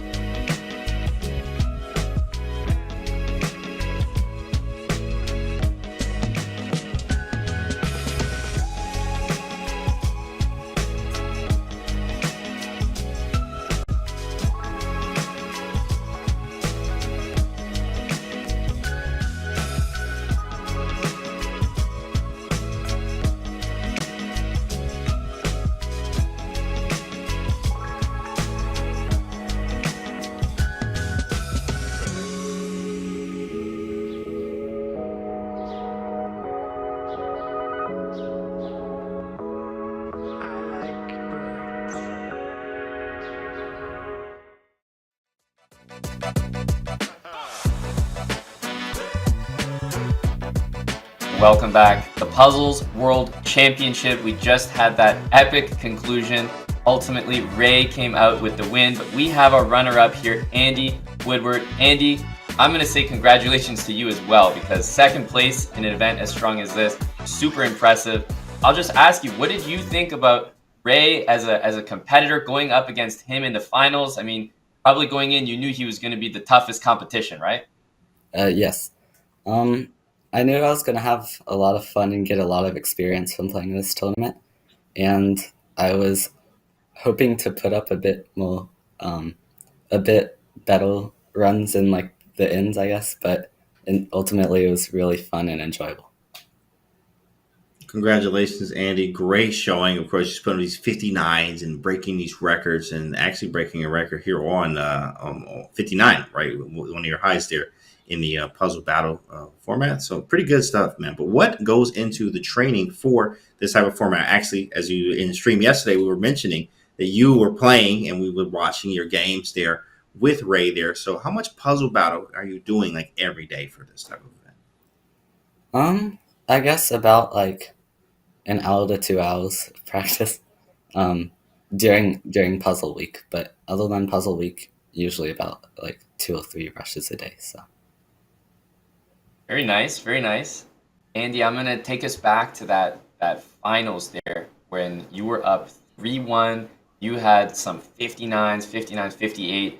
At that point, I think a lot of us were getting really excited. Did you start to feel the pressure at that point? Any of the nerves? Because, look, I'm just going to say it. You had some of your lower scores after that. So what was going through your mind at that point? Yeah, I guess I was getting kind of excited, and then that's where it started going wrong. I started like mouse slipping and like making pretty bad mistakes. But I guess that's one thing to be improved for next year. I guess the stamina kind of kicked in. So. Hey, James, you heard him. He said next year. He said next year. Year. So you're going to be here next year. That was our next question. So you're going to be training. What training are you going to be doing for next year to get ready for this event? Because, of course, you're going to come back. It's going to be people that want revenge. And I'm sure you probably want some revenge, too, as well. Maybe against Ray. Yeah, I guess I'm not really going to do much training, just everyday stuff. For puzzle battle-wise, maybe a couple training matches with some friends. So, yeah. Mm-hmm.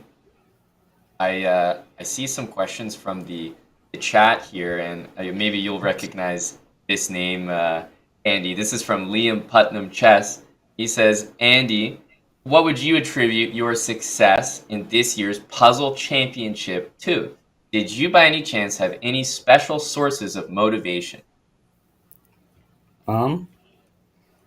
Maybe my dad. He kept telling me to keep going and helped me only think about positive things during the matches. Oh, that's awesome. Mindset. Very, very big on mindset and positive energy always. Very nice. We have another chat question. Krishna 21234. Does age factor into your psychology while playing events like this in terms of nerves, confidence, and etc.?